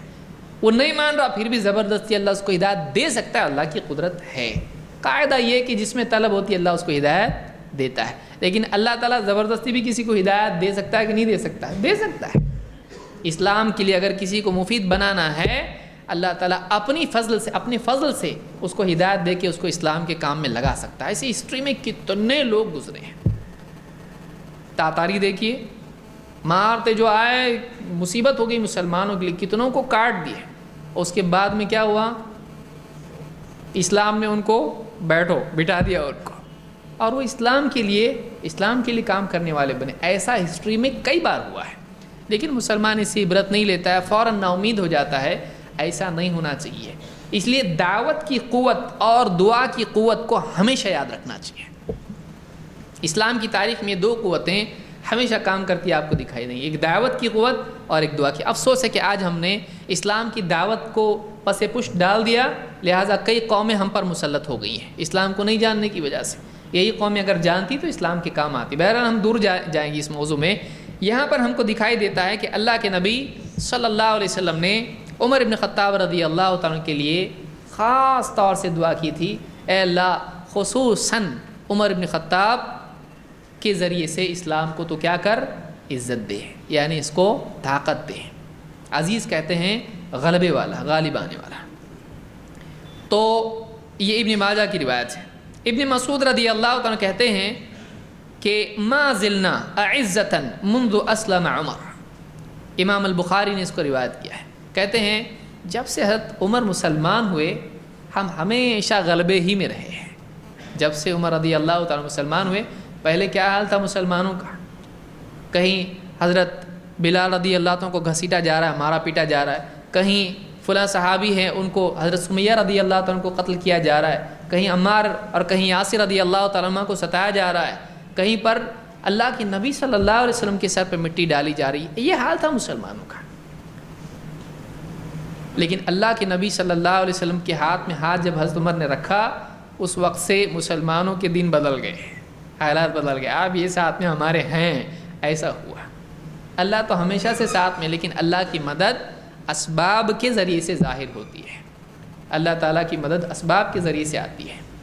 تو ان اسباب میں سے جو اسلام اور مسلمانوں کی تقویت کا سبب بنے, عمر ابن خطاب رضی اللہ تعالیٰ عنہ بہت بڑا اور اہم سبب تھے. اسی لیے حضرت عبداللہ ابن مسعود رضی اللہ تعالیٰ کہتے ہیں جب سے حضرت عمر مسلمان ہوئے ہم ہمیشہ عزت دار رہے, ہم ہمیشہ غلبے والے رہے, ہمارا پاور کیا ہو گیا, بڑھ گیا. ان کی فضیلت میں ایک اور حدیث ہے, اور اللہ کے نبی صلی اللہ علیہ وسلم کا خواب ان کے سلسلے میں ہے. جو نبی کے خواب میں آئے اور اچھے حال میں آئے, کتنی بڑی بات ہے. اور یہاں یہ یاد رکھیں کہ نبیوں کا خواب سچا ہوتا ہے. نبیوں کا خواب عام انسانوں کی طرح نہیں ہوتا ہے. عام انسانوں کے دنوں پر غفلت کے پردے پڑ جاتے ہیں جب بھی وہ سو جاتے ہیں, لیکن نبیوں کا حال ایسا نہیں ہوتا ہے. نبی کا خواب بھی اللہ کی طرف سے وحی ہوتا ہے. نبی کا خواب بھی اللہ کی طرف سے وحی ہوتا ہے. اسی لیے اللہ کے نبی صلی اللہ علیہ وسلم نے حضرت عائشہ سے کہا کہ میری آنکھیں سوتی ہیں لیکن میرا دل نہیں سوتا ہے. تو نبیوں کے دلوں پر نیند کی حالت میں بھی اللہ کی طرف سے وحی القاء ہوتی رہتی ہے. اسی لیے ابراہیم علیہ السلام نے جب خواب دیکھا اپنے بیٹے کو ذبح کر رہے ہیں تو کہا یا بنی انی ارا فی المنام انی اذبحک فانظر ماذا ترى، اے بیٹے میں دیکھتا ہوں خواب میں کہ میں تجھ کو ذبح کر رہا ہوں، کیا کہنا ہے تیرا؟ فانظر ماذا ترى، تیری کیا رائے، اب کیا کرنا؟ بیٹے نے کیا کہا؟ قال یا ابت فعل ما تؤمر، اے میرے والد آپ کو جو حکم ہوا ہے اس کو کیجئے، پورا کیجئے، ستجدنی انشاءاللہ من الصابرین، انشاءاللہ آپ مجھ کو صبر کرنے والوں میں سے پائیں گے۔ آپ کو جو حکم ہوا ہے، دیکھا ہے خواب، لیکن کہہ رہا ہے بیٹا کیا کہہ رہا ہے؟ آپ کو جو حکم ہوا، معلوم آپ کا خواب اللہ کی طرف سے کیا ہے؟ حکم ہے۔ نبی کا خواب وحی ہوتا ہے۔ تو نبی صلی اللہ علیہ وسلم نے کسی کو اگر اچھے حال میں خواب میں دیکھا تو بہت بہتر بات ہے۔ آئیے کیا خواب دیکھا؟ عبداللہ ابن عمر رضی اللہ عنہ فرماتے ہیں سمعت رسول اللہ صلی اللہ علیہ وسلم یقول، میں نے اللہ کے رسول صلی اللہ علیہ وسلم کو یوں فرماتے سنا، بینا انا نائم، میں سویا ہوا تھا، اتیت بقدح لبن، مجھ کو ایک دودھ کا برتن دیا گیا، دودھ سے بھرا برتن مجھ کو دیا گیا، فشربت منہ، میں نے اس میں سے پیا، ثم اعطیت فضلی عمر بن الخطاب، اس میں سے جو بچ گیا دودھ وہ میں نے کس کو دیا؟ عمر بن خطاب کو دیا۔ قالوا فما اولتہ یا رسول اللہ، صحابہ نے پوچھا اللہ کے رسول اس خواب کی کیا تأویل، اس خواب کی کیا تعبیر آپ نے لی؟ آپ نے جواب دیا العلم، آپ نے جواب کیا دیا؟ العلم۔ تو وہ جو پچھلی حدیث، پہلی حدیث ہم نے سنی کیا تھی؟ آپ نے فرمایا اگر میرے بعد کوئی نبی ہوتا تو کون ہوتا؟ تو اب دودھ نبی صلی اللہ علیہ وسلم کو دیا گیا، تو دودھ اگر خواب میں کوئی لے کے پیتا ہے تو اس کی تعبیر کیا ہے؟ اس کو اللہ کی طرف سے علم کی توفیق ملے گی۔ لیکن یہ جو دودھ تھا یہ پہلے کس کو ملا؟ اللہ کے نبی صلی اللہ علیہ وسلم کو۔ تو اللہ کی طرف سے آپ کو علم دیا گیا، لیکن وہ جو علم آپ کو دیا گیا آپ نے اس کو لیا اور اس میں سے بچا ہوا کس کو دیا؟ تو نبوی علم جو اللہ کی طرف سے خود نبی کریم صلی اللہ علیہ وسلم کو دیا گیا تھا، اس کا ایک حصہ آپ نے بچا ہوا کس کو دیا؟ عمر بن خطاب رضی اللہ عنہ کو۔ علماء نے کہا دودھ کی یہاں پر کیا خصوصیت ہے؟ دودھ کیسا؟ دودھ آپ رنگ دیکھیے، دودھ کا کیسا ہوتا ہے؟ ایک دم شفاف ہوتا ہے، لیکن دودھ آتا کہاں سے ہے؟ آپ دیکھیے گائے کے پیٹ میں سے، بکری وغیرہ جو بھی جانور دودھ دیتے ہیں اس کے خون اور گوبر دو چیزوں کے بیچ میں سے وہ نکل کے آتا ہے، نہ اس میں خون کی۔ جانور کے پیٹ میں کیا ہوتا ہے؟ جب وہ کچھ کھاتا ہے جانور تو کیا بنتا ہے اس سے؟ چاکلیٹ۔ جب جانور، لوگ بھی دیکھ رہے ہیں کیا بنتا ہے اس سے بھائی، کچھ نیا کچھ ہے کیا؟ تحقیق ریسرچ آئیے کیا ناسا سے؟ جانور جب چارہ کھاتا ہے، آپ دیکھیے اللہ کی قدرت کیسی ہے، اللہ تعالیٰ کی قدرت میں جتنا آدمی غور کرے اس کا علم تو بڑھتا ہی ہے، ایمان بھی بڑھتا ہے۔ جانور چارہ گھاس کھاتا ہے، چارہ کھاتا ہے، اب جب وہ کھاتا ہے تو اس میں سے ایک تو کیا بنتا ہے؟ گوبر، وہ نکلنے والا ہے فضلات، دو اس سے خون بھی بنتا ہے، اس کی غذا ہے وہ بھائی، اس کا خون اس سے بنتا ہے، اور تیسری چیز اس سے دودھ بنتی ہے۔ اللہ تعالیٰ گوبر اور خون کے بیچ میں سے اس کو کیا نکالتا ہے؟ نلیاں، اس کی رگیں جو ہوتی ہیں اس سے کیا نکلتا ہے؟ دودھ بھی بنتا ہے۔ تو ان دو چیزوں کی آمیزش، اس میں خون رہتا ہے دودھ میں؟ نہیں۔ اور اس میں گوبر ہوتا ہے؟ نہیں۔ چلو چھان کے لو، تھوڑا گوبر بھی آ گیا اس کے اندر، نہیں، اس کے اندر نہ خون کی آمیزش ہوتی ہے نہ گوبر کی۔ تو یہ دونوں چیزوں سے بچا کے اللہ تعالیٰ شفاف سفید رنگ کا دودھ دیتا ہے۔ چارہ اتنا پاک صاف تھا نہیں، لیکن اس سے وہ جو دودھ نکلا ہے کتنا شفاف، کتنا سفید ہوتا ہے۔ تو یہ جو دودھ ہے علم ایسا ہی ہوتا ہے۔ دو چیزیں ہوتی ہیں، علماء نے کہا ایک تو جہالت ہے، نہیں معلوم، دوسرا شک ہوتا ہے، معلوم لیکن کنفرم نہیں ہے۔ تو علم کیا ہے؟ جہالت سے بھی پاک ہوتا ہے، شک سے بھی پاک ہوتا ہے۔ جہالت اور شک دونوں سے بچا کے جو چیز ملتی ہے وہ کیا ہوتی ہے؟ وہ آدمی کا علم ہوتا ہے۔ تو جیسے دودھ گوبر اور خون سے پاک بچا کے ہوتا ہے، ویسے ہی جہالت اور شک دونوں سے بچا کے جو چیز ملتی ہے وہ کیا ہوتی ہے؟ تو علماء نے کہا کہ حافظ ابن حجر نے بات کہی ہے، یہ دونوں کی مناسبت ہے، کہ دودھ کا خواب میں دکھائی دینا اور اس کا پینا اس بات کی علامت ہے کہ آدمی کے علم میں اضافہ ہوگا اور اس کو علم نافع ملے گا۔ علم بھی کون سا علم؟ علم نفع والا علم، ڈگڈگی والا نہیں جو جادو اور اس طرح کی بیہودہ چیزیں ہوتی ہیں، جنتری منتری اس طرح کی چیزیں، وہ نہیں، نفع والا ربانی علم، اللہ کی طرف سے علم۔ لہٰذا دودھ خواب میں دکھائی دینا اچھی چیز ہے۔ تو اللہ کے نبی صلی اللہ، اس میں بہت سارے فوائد ہیں جو میں چھوڑ رہا ہوں۔ تو اس سے معلوم یہ ہوا کہ اسی برتن سے جو اللہ کی طرف سے محمد الرسول اللہ صلی اللہ علیہ وسلم کو عطا کیا گیا اور جس سے آپ نے پیا، جس کے معنی علم کے ہیں، اسی برتن سے کس نے پیا ہے؟ خطاب۔ یہ ان کی بہت بڑی فضیلت ہے کہ اللہ کی طرف سے خصوصی علم کس کو ملا ہے؟ عمر بن خطاب رضی اللہ عنہ کو۔ تو آپ نے اسی لیے کہا میرے بعد اگر کوئی نبی ہوتا تو کون ہوتا؟ عمر بن خطاب۔ یہ بخاری میں بھی حدیث ہے اور مسلم میں بھی، بخاری مسلم دونوں نے اس کو روایت کیا ہے۔ چلیے آگے بڑھتے ہیں۔ یہی ان کی صلاحیت تھی اور یہی ان کی دور اندیشی اور یہی گہری سمجھ تھی کہ اللہ کی مرضیات سے عمر بن خطاب رضی اللہ تعالیٰ عنہ کی سوچ اور سمجھ اور پسند اور ناپسند بہت ملتی تھی۔ اسی لیے کئی باتیں جو حضرت عمر رضی اللہ تعالیٰ عنہ کی رائے ہوا کرتی تھی یا ان کو چاہیے یا پسند ہوا کرتا تھا، اللہ کا جب فیصلہ آتا تو وہ اسی کی مطابقت میں ہوا کرتا تھا۔ کئی بار ایسا ہوا۔ اس کی لمبی مثالیں جو ہم کبھی انشاءاللہ تفصیل سے دیکھیں گے۔ علماء نے مستقل کتاب اس کے اوپر لکھے ہوئے ہیں کہ جن چیزوں میں حضرت عمر کی موافقت ہوئی اللہ رب العالمین کی وحی سے۔ ابن عمر رضی اللہ عنہ فرماتے ہیں ان نبی صلی اللہ علیہ وسلم قال ان اللہ جعل الحق علی لسان عمر وقلبہ۔ اللہ تعالیٰ نے عمر کی زبان اور اس کے دل پر حق کو رکھا ہے یا حق کو جاری کیا۔ علماء نے کہا کہ جعلہ کے معنی یہاں پر اجرا کے بھی ہیں کہ اللہ تعالیٰ نے عمر کی زبان اور اس کے دل پر حق کو رکھا ہے یا حق کو جاری کیا ہے۔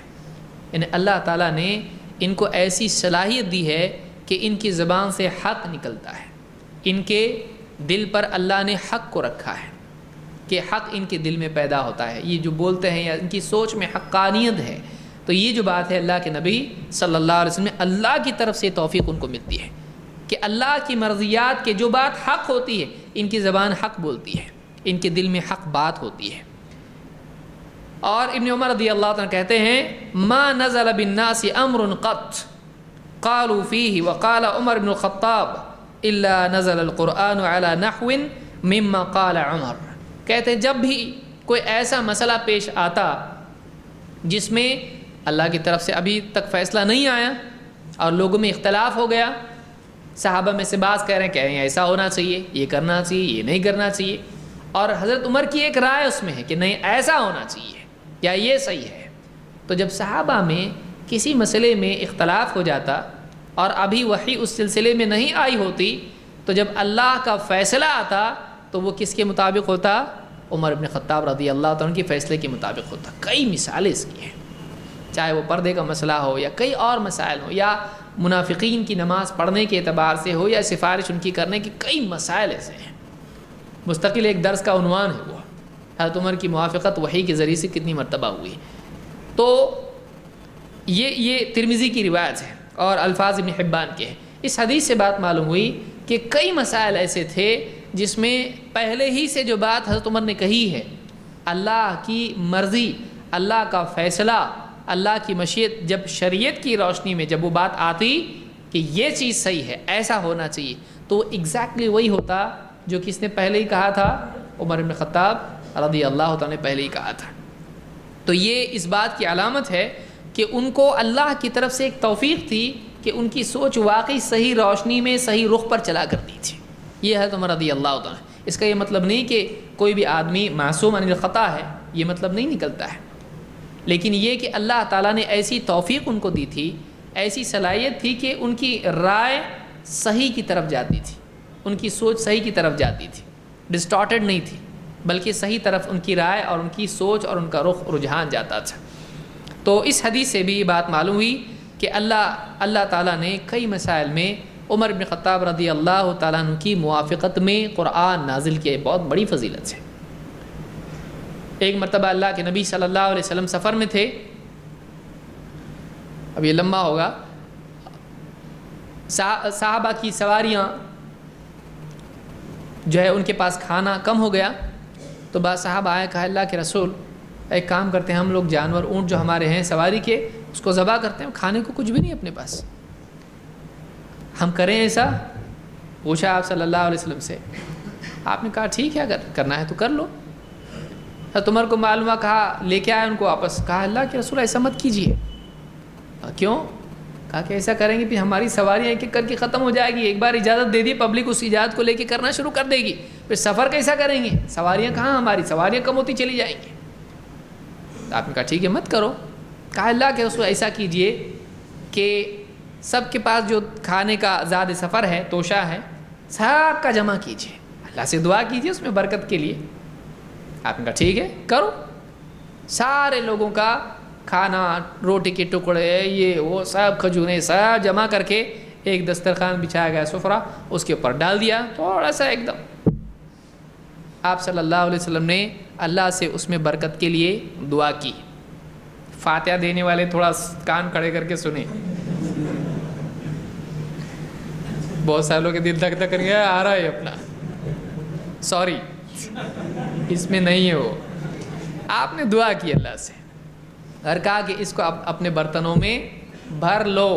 سارے صحابہ جتنے لوگ سفر میں تھے سب نے اپنے اپنے برتنوں میں بھر لیا، برتن بالکل بھر گئے، جیسا دسترخوان پہ تھا وہ ویسا کہ ویسے ہی رہا۔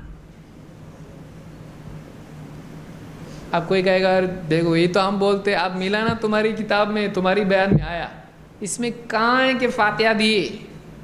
اللہ کے نبی صلی اللہ علیہ وسلم نے کیا پڑھا وہ آپ کے اور آپ کے رب کے بیچ میں راز ہے، وہ کسی صحابی کو معلوم نہیں، اور اس کو معلوم ہے بعد میں 1400 سال کے بعد۔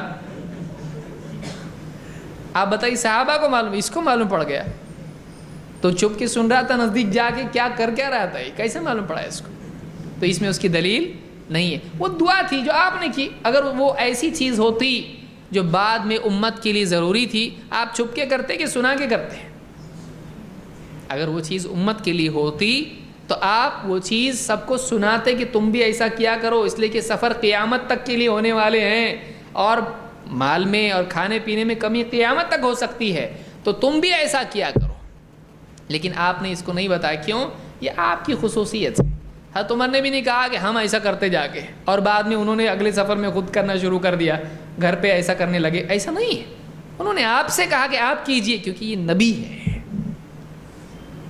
اس کو صحابہ نے بھی اخذ نہیں کیا کہ چلو نیکسٹ ٹائم ہم بھی کریں گے، کیا پڑے ذرا بتاؤ ہم کو بھی، ایسا آپ نے کیا، صحابہ نے کیا نہیں، یہ نبی کے ساتھ خاص تھا۔ تو ایسے زبردستی کہ ایک تو کہتے ہیں کہ اجتہاد کا دروازہ بند ہو گیا، دوسری طرف کرنے پہ آئے تو ایسے الٹے الٹے اجتہاد کرنے لگتے، ان کے لیے بند ہے اجتہاد کا دروازہ، ایسے لوگوں کے لیے بند ہے جو کرنے پہ آئیں تو الٹا ہی کرنا شروع کرتے ہیں۔ تو اس روایت سے معلوم ہوتا ہے، آپ دیکھیے اللہ کے نبی صلی اللہ علیہ وسلم نے اجازت دے دی، لیکن حضرت عمر آئے اور آپ سے آ کے کہا نہیں ایسا مت کیجیے، اس سے ایسا ایسا ہوگا۔ دیکھیے آپ صلی اللہ علیہ وسلم نے بھی یہ نہیں کہا ایک بار میں نے بول دیا نا، بول دیا ختم، اگر میں تمہاری رائے مانوں گا تو میں چھوٹا ہو جاؤں گا، نعوذ باللہ، ایسا ہے۔ لیکن آج کتنے مفتی ہیں، ایک بار بول دیے کہ ہم نے فتویٰ دے دیا، ہمارا فتویٰ تین کے جیسا، تیر کبھی دیکھا واپس آیا نہیں، فتویٰ کیسا آئے گا واپس، اس سے بھی زیادہ۔ نبی صلی اللہ علیہ وسلم نے اپنی رائے بدل دی ہے، کہا کہ ٹھیک ہے ایسا نہیں تو ایسا کرو۔ اتنا اوپن ہونا چاہیے قائد کو، کوئی بھی کسی بھی قوم کا جو سربراہ ہوتا ہے، جو لیڈر ہوتا ہے، جو اس قوم کا رہبر ہوتا ہے، اس کو چاہیے کہ وہ لوگوں کی رائے کے لیے اوپن رہے۔ ایسا نہیں ٹھیک ہے اس میں زیادہ فرق، اوکے یہ کرو ٹھیک ہے، اتنا اوپن ہونا چاہیے۔ اللہ کے رسول صلی اللہ علیہ وسلم، آپ یہ کہہ سکتے تھے نہیں ٹھہرو ذرا، میں تمہاری بات نہیں مان سکتا، میں نبی ہوں، میں اللہ کی وحی کا انتظار کروں گا، نہیں، آپ صلی اللہ علیہ وسلم نے اپنے بعد والوں کے لیے نمونہ چھوڑا کہ اگر ایک چھوٹا بھی بڑے کو کوئی رائے دے اور واقعی وہ رائے سوجھ بوجھ والی ہو تو اس رائے کو کیا کرنا چاہیے، بڑے کو قبول کر لینا چاہیے۔ ایسے کئی واقعات ہیں۔ ایک مرتبہ اللہ کے نبی صلی اللہ علیہ وسلم ایک صحابہ نے ڈھونڈے اللہ کے نبی صلی اللہ علیہ وسلم کو، اور صحابہ کو کہیں دکھائی نہیں دیے. صحابہ کو ڈر لگا کہ معلوم نہیں کیا ہوا. اللہ کے رسول صلی اللہ علیہ وسلم کی سیکیورٹی ان کے لیے پرائیورٹی تھی. آپ صلی اللہ علیہ وسلم کی حفاظت ان کے لیے اپنی جان سے زیادہ قیمتی تھا. آپ نے بیوی بچوں سے زیادہ نبی صلی اللہ علیہ وسلم کی حفاظت کی فکر کرتے تھے.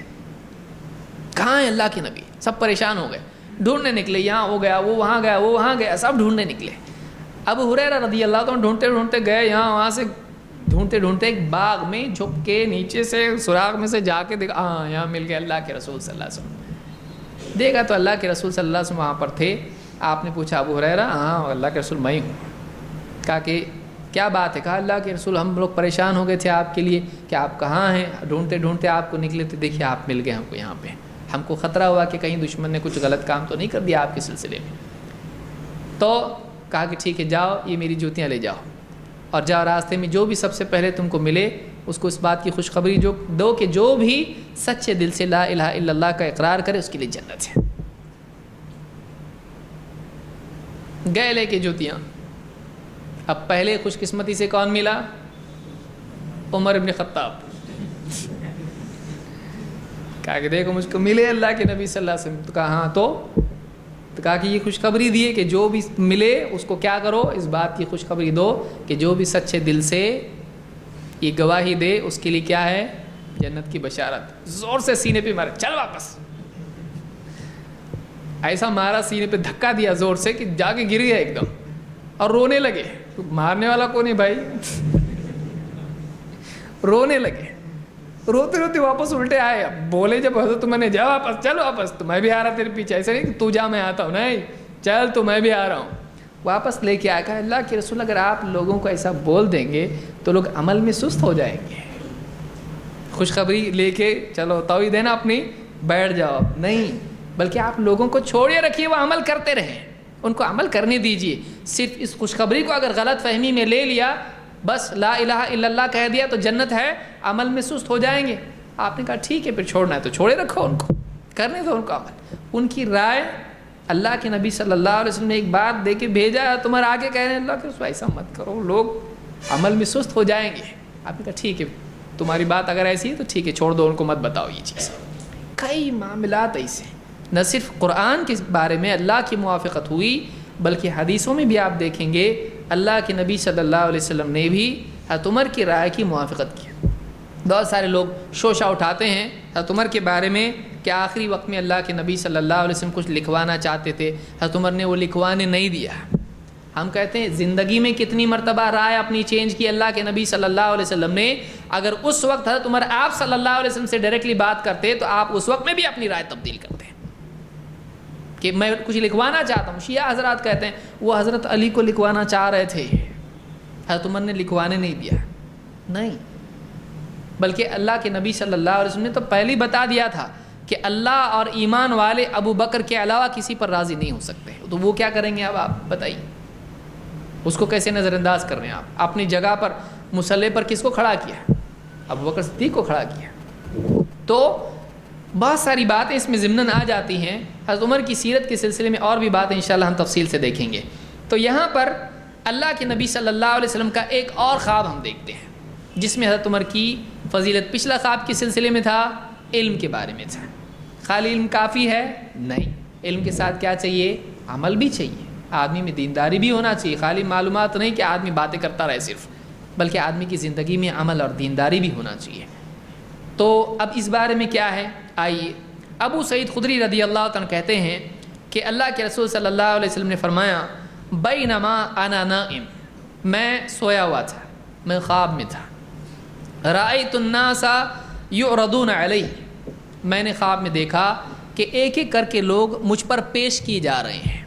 لوگ میرے سامنے آ رہے ہیں، ایک کے بعد ایک لوگ میرے سامنے آ رہے ہیں. رأیت الناس یعرضون علی، میں نے دیکھا کہ لوگ مجھ پر پیش کیے جا رہے ہیں. وعلیہم قمص، اور ان میں سے ہر آدمی نے قمیص پہنی ہے. ان کی قمیص ہے، اس کے اوپر یعنی کرتے پہنے ہوئے ہیں، قمیص پہنی ہوئی، جبے پہنے ہوئے ہیں.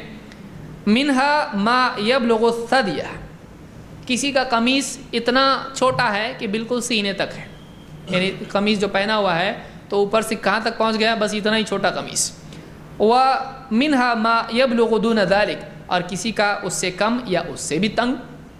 تو مختلف سائز کے قمیص ہر ایک کے پہنے ہوئے ہیں.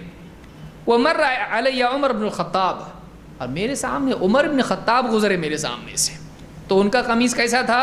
وعلیہ قمیص یجرہ، ان کا قمیص اتنا لمبا تھا کہ اس کو چلتے چلتے ان کو گھسیٹنا پڑ رہا تھا. اتنا لمبا قمیص کہ اس کو زمین پہ گھسٹتے ہوئے ایک دم گھسیٹتے ہوئے جا رہے، اتنا بڑا ان کا قمیص تھا. قالوا ما اولتہ یا رسول اللہ، صاحب نے پوچھا اللہ کے رسول اس کی تعبیر کیا ہے، آپ نے اس کی تعبیر کیا لی ہے؟ قال الدین، آپ نے کیا کہا؟ اس کی تعبیر کیا ہے؟ دین، یعنی جس کا جتنا کرتا تھا اس کے پاس کتنا دین ہے؟ اتنا دین ہے. ان کا کرتا کیسا تھا؟ اتنا دین کہ جتنا چاہیے اتنا تو ہے، اس سے زیادہ ہے. یعنی فرائض تو ہیں ہی ہیں، اس سے زائد ہے. جتنا نجات کے لیے مطلوب ہے اس سے بھی زیادہ ہے. لباس کیوں؟ اللہ نے کہا وَلِبَاسُ التَّقْوَى ذَلِكَ خَيْرٌ. قرآن میں اللہ نے تقوی کو کس سے جوڑا ہے؟ لباس سے. تقوی کا لباس بہتر ہے، اللہ نے قرآن میں کہا. تو یہ عمر بن خطاب رضی اللہ عنہ کا جو لباس ہے، اللہ کے نبی صلی اللہ علیہ وسلم نے اس لباس سے تعبیر کیا لی؟ تقوی. اور دین کی اصل کیا ہے؟ تقوی ہے، دینداری. تو دین میں ایمان بھی آتا ہے، اسلام بھی آتا ہے اور احسان بھی آتا ہے. حدیث جبریل یاد ہو گیا آپ کو؟ جبریل نے آ کے پوچھا اللہ کے نبی صلی اللہ علیہ وسلم سے، اے اللہ کے رسول بتائیے اسلام کیا ہے؟ آپ نے بتایا. ایمان کیا ہے؟ فاخبرنی عن الایمان. احسان کیا ہے؟ تینوں سوالات پوچھیں. جب وہ چلے گئے تو اللہ کے نبی صلی اللہ علیہ وسلم نے کہا اے عمر، انہیں سے پوچھا اے عمر معلوم ہے کون تھا؟ اللہ اس کا رسول ہی بہتر جانتا، ہم کو کیا معلوم. کہا یہ جبریل تھے، تم کو تمہارا دین سکھانے کے لیے آئے تھے. معلوم ہوا کہ دین میں ایمان بھی آتا ہے، دین میں اسلام بھی آتا ہے، دین میں احسان بھی آتا ہے. یہ تینوں چیزیں کمال درجے میں کس کو نصیب تھی؟ عمر بن خطاب رضی اللہ عنہ کو. اتنا لمبا لباس، اتنا دین ان کا تھا. تو علم کے اعتبار سے بھی اعلیٰ مقام اور دین کے اعتبار سے بھی اعلیٰ مقام عمر بن خطاب رضی اللہ عنہ کا تھا. اور یہ جو حدیث ہے یہ بخاری اور مسلم دونوں میں موجود ہے. اور آگے آئیے، ان کی توحید اور عقیدے کا کیا حال تھا اور اتباع کا درجہ کیا تھا. دیکھیے دین میں دو چیزیں بہت اہم ہیں، ایک آدمی کا عقیدہ صحیح ہونا چاہیے یعنی توحید، اور دو آدمی کا اس کی زندگی میں اتباع ہونا چاہیے اللہ کے نبی صلی اللہ علیہ وسلم کی. دونوں میں کمال درجہ حاصل تھا عمر بن خطاب رضی اللہ عنہ کو. عابس ابن ربیعہ کہتے ہیں کہ عمر رضی اللہ عنہ کے بارے میں فرماتے ہیں کہ انہ جاء الی الحجر الاسود. کئی مرتبہ آپ نے روایت سنی ہے کہ انہ جاء الی الحجر الاسود. عمر بن خطاب رضی اللہ تعالیٰ عنہ حجر اسود کے پاس آئے، کعبہ میں جو پتھر لگا ہوا ہے جس کو لوگ چومتے ہیں. کہا کہ حجر اسود کے پاس آئے، فقبلہ، اس کو چوما. فقال انی اعلم انک حجر، کہا کہ میں جانتا ہوں تو ایک پتھر ہے. لا تضر ولا تنفع، تو نقصان بھی نہیں پہنچا سکتا ہے، فائدہ بھی نہیں پہنچا سکتا ہے. ولولا انی رأیت النبی صلی اللہ علیہ وسلم یقبلک ما قبلتک، اگر میں نے اللہ کے نبی صلی اللہ علیہ وسلم کو نہیں دیکھا ہوتا تجھے چومتے تو میں تجھے کبھی نہیں چومتا. امام البخاری اور مسلم دونوں نے اس کو روایت کیا ہے. اس روایت میں آپ دیکھیے آئے، حجر اسود کو چوما اور خطاب کیا اور کہا مجھ کو اچھی طرح معلوم ہے تو پتھر ہے، تو نقصان بھی نہیں دے سکتا ہے، نفع بھی نہیں دے سکتا ہے. کعبہ میں لگا ہوا ہے، جنت سے آیا ہوا ہے، فرشتوں کا سردار لایا ہے، نبیوں کے سردار کے باپ جد امجد اوپر جا کے ابراہیم علیہ السلام نے اس کو نسب کیا ہے پہلی بار، اور دوسری بار سارے نبیوں کے سردار نے اس کو نسب کیا ہے. لیکن اس پتھر کے اتنی ساری فضیلت کے باوجود بھی کچھ تو ہوتا ہوگا نا، اس سے بیمار اچھا ہوتا ہوگا، کچھ تو کرتے تو اچھا. یہ بابا تھے، ان کی قبر کچھ تو ہوگا نا بھائی. یہ انگوٹھی ہے، عقیق کی ہے یا عتیق کی ہے، ہاں کچھ تو ہوگا اس سے. کڑا ہے، رات بھر بابا کے دربار میں رہا ہے تو گھر بار اس سے صحیح ہو جائے گا نا. صدیوں سے لگا ہوا ہے. 1000 سال سے کتنی بڑی 2500 سال تقریباً پکڑیے اس کو، اتنے زمانے سے اس میں لگا ہوا ہے. لیکن حضرت عمر کیا کہہ رہے ہیں؟ میں جانتا ہوں تو ایک پتھر ہے اور تو نفع نقصان کا مالک، تو نفع بھی نہیں پہنچاتا نقصان بھی نہیں. معلوم اتنے بڑے اللہ کے گھر میں لگا ہوا ہے، تب بھی نفع نقصان تو اس سے جڑا ہوا ہے نہیں. اور 2 دن کے لیے، 1 رات کے لیے اگر بابا کی قبر سے جڑ جائے تو پاور آ جاتا اس میں، اور وہ پتھر اس پہ پاور نہیں آیا. سوچیے یعنی آج مسلمان کہاں جا رہا ہے. تو نے کہا میں جانتا ہوں. تو حضرت عمر رضی اللہ تعالیٰ جو ہے اندھ شردھا والے نہیں تھے. حضرت عمر دیکھیے عقیدہ کیا ہے. آج کوئی آدمی کہے، کسی بزرگ کی قبر پہ جا کے کہے اور وہاں پہ کوئی کڑا یا پھول رکھا ہو، پھول کو اٹھا کے کہے تو ایک پھول ہے اور تجھ میں فائدہ بھی نہیں نقصان نہیں کچھ نہیں ہوتا تیرے سے، ڈال دیا واپس، تو کتنا پٹا. وہ تو اس کے اوپر پھول چڑھانے پڑے گیا ہو. سمجھ رہے ہیں آپ؟ سوچیے کعبہ میں جا رہے ہیں اور کعبہ کے سامنے کھڑے ہو کے پتھر کو چوم رہے اور کہہ رہے ہیں تو پتھر ہے، فائدہ بھی نہیں نقصان بھی نہیں. سوچیے وہ کعبہ میں لگ کے بھی فائدہ نقصان نہیں. بعض لوگ کہتے ہیں کہ یہ فائدہ ہے نا اس میں، قیامت کے دن سفارش. ارے وہ قیامت کے دن سفارش کرے گا تو کیا قیامت کے دن وہ انگوٹھی سے فائدہ اٹھا رہا ہے؟ اس کو اس کو کہاں جوڑ رہا ہے؟ قیامت کے دن سفارش کرے گا وہ تو ہر پہاڑ کرے گا جس پر سے کوئی آدمی گزرتا ہے، ذکر کر کے گزرتا ہے. پیڑ پودے، مؤذن کی آواز جہاں تک پہنچتی ہے، پیڑ پودے پتھر سب کے سب اس کے لیے گواہ بنیں گے قیامت کے دن. تو کیا سب گلے میں باندھے گا؟ لے یہ پیڑ مؤذن صاحب باندھو گلے میں، کیوں بھائی؟ یہ گواہ بنے گا. تو حجر اسود میں فائدہ تو اس میں بھی ہے، تو اسی طرح سے انگوٹھی کریں گے آپ. کیا اتنا جہالت! آپ بتائیے علم والے دین کے ماننے والے اتنے جاہل ہو جائیں. یہ حضرت عمر ہیں. کیا سٹیٹمنٹ ہے آپ دیکھیے، دونوں چیزیں جمع ہیں اس میں، اتباع، توحید اور اتباع دونوں. کہ ایسا کسی کنیکشن سے کوئی پاورفل بنتا نہیں. تو پتھر ہے تو کعبہ میں لگا ہے، جبریل لائے، جنت کا ہے، نبی نے تجھ کو لگایا، ٹھیک ہے سالوں سے لگا ہوا، کچھ تو پاور نہیں. تو نہ نقصان دیتا ہے نہ نفع. پھر چوم رہے کیوں اس کو؟ کتنا عظیم جنت کا پتھر ہے، نہ چومنا چاہیے اس کو. بابا کی قبر ہے، نہ چومنا چاہیے اس کو. نہیں، اس کی عظمت کی وجہ سے چوم رہا ہوں، اس کی فضیلت کی وجہ سے چوم رہا ہوں؟ نہیں، میں اس لیے چوم رہا ہوں کہ میرے نبی نے چوما ہے. اگر میں نے اپنے نبی محمد عربی صلی اللہ علیہ وسلم کو تجھے چومتا نہیں دیکھا ہوتا کبھی نہیں چومتا. تو اگرچہ جنت کا ہے نہیں چومتا، کعبہ میں لگا ہوا ہے نہیں چومتا، میں جبریل لائے نہیں چومتا، نبی نے تجھ کو یہاں پہ نصب کیا ہے نہیں چومتا. نبی نے چوما اس لیے چوم رہا ہوں. اس لیے ہم بھی کہتے ہیں کہ قبروں کو چومنا، اگر ہمارے نبی چومتے تو ہم بھی چومتے ہیں. ارے اللہ والے کی قبر ہے تو ٹھیک ہے، لیکن ہمارے نبی نے اللہ والوں کی قبروں کو چوما؟ جتنے صحابہ شہید ہوئے ان کی قبروں کو چوما؟ نہیں. تو ہم نے، ہمارے نبی نے قبر کو نہیں چوما، ہم بھی نہیں چومتے. یہ مینٹالٹی مسلمان کی ہونا چاہیے. تو اس میں دونوں چیزیں جمع کی، ایک توحید اور دوسرے اتباع.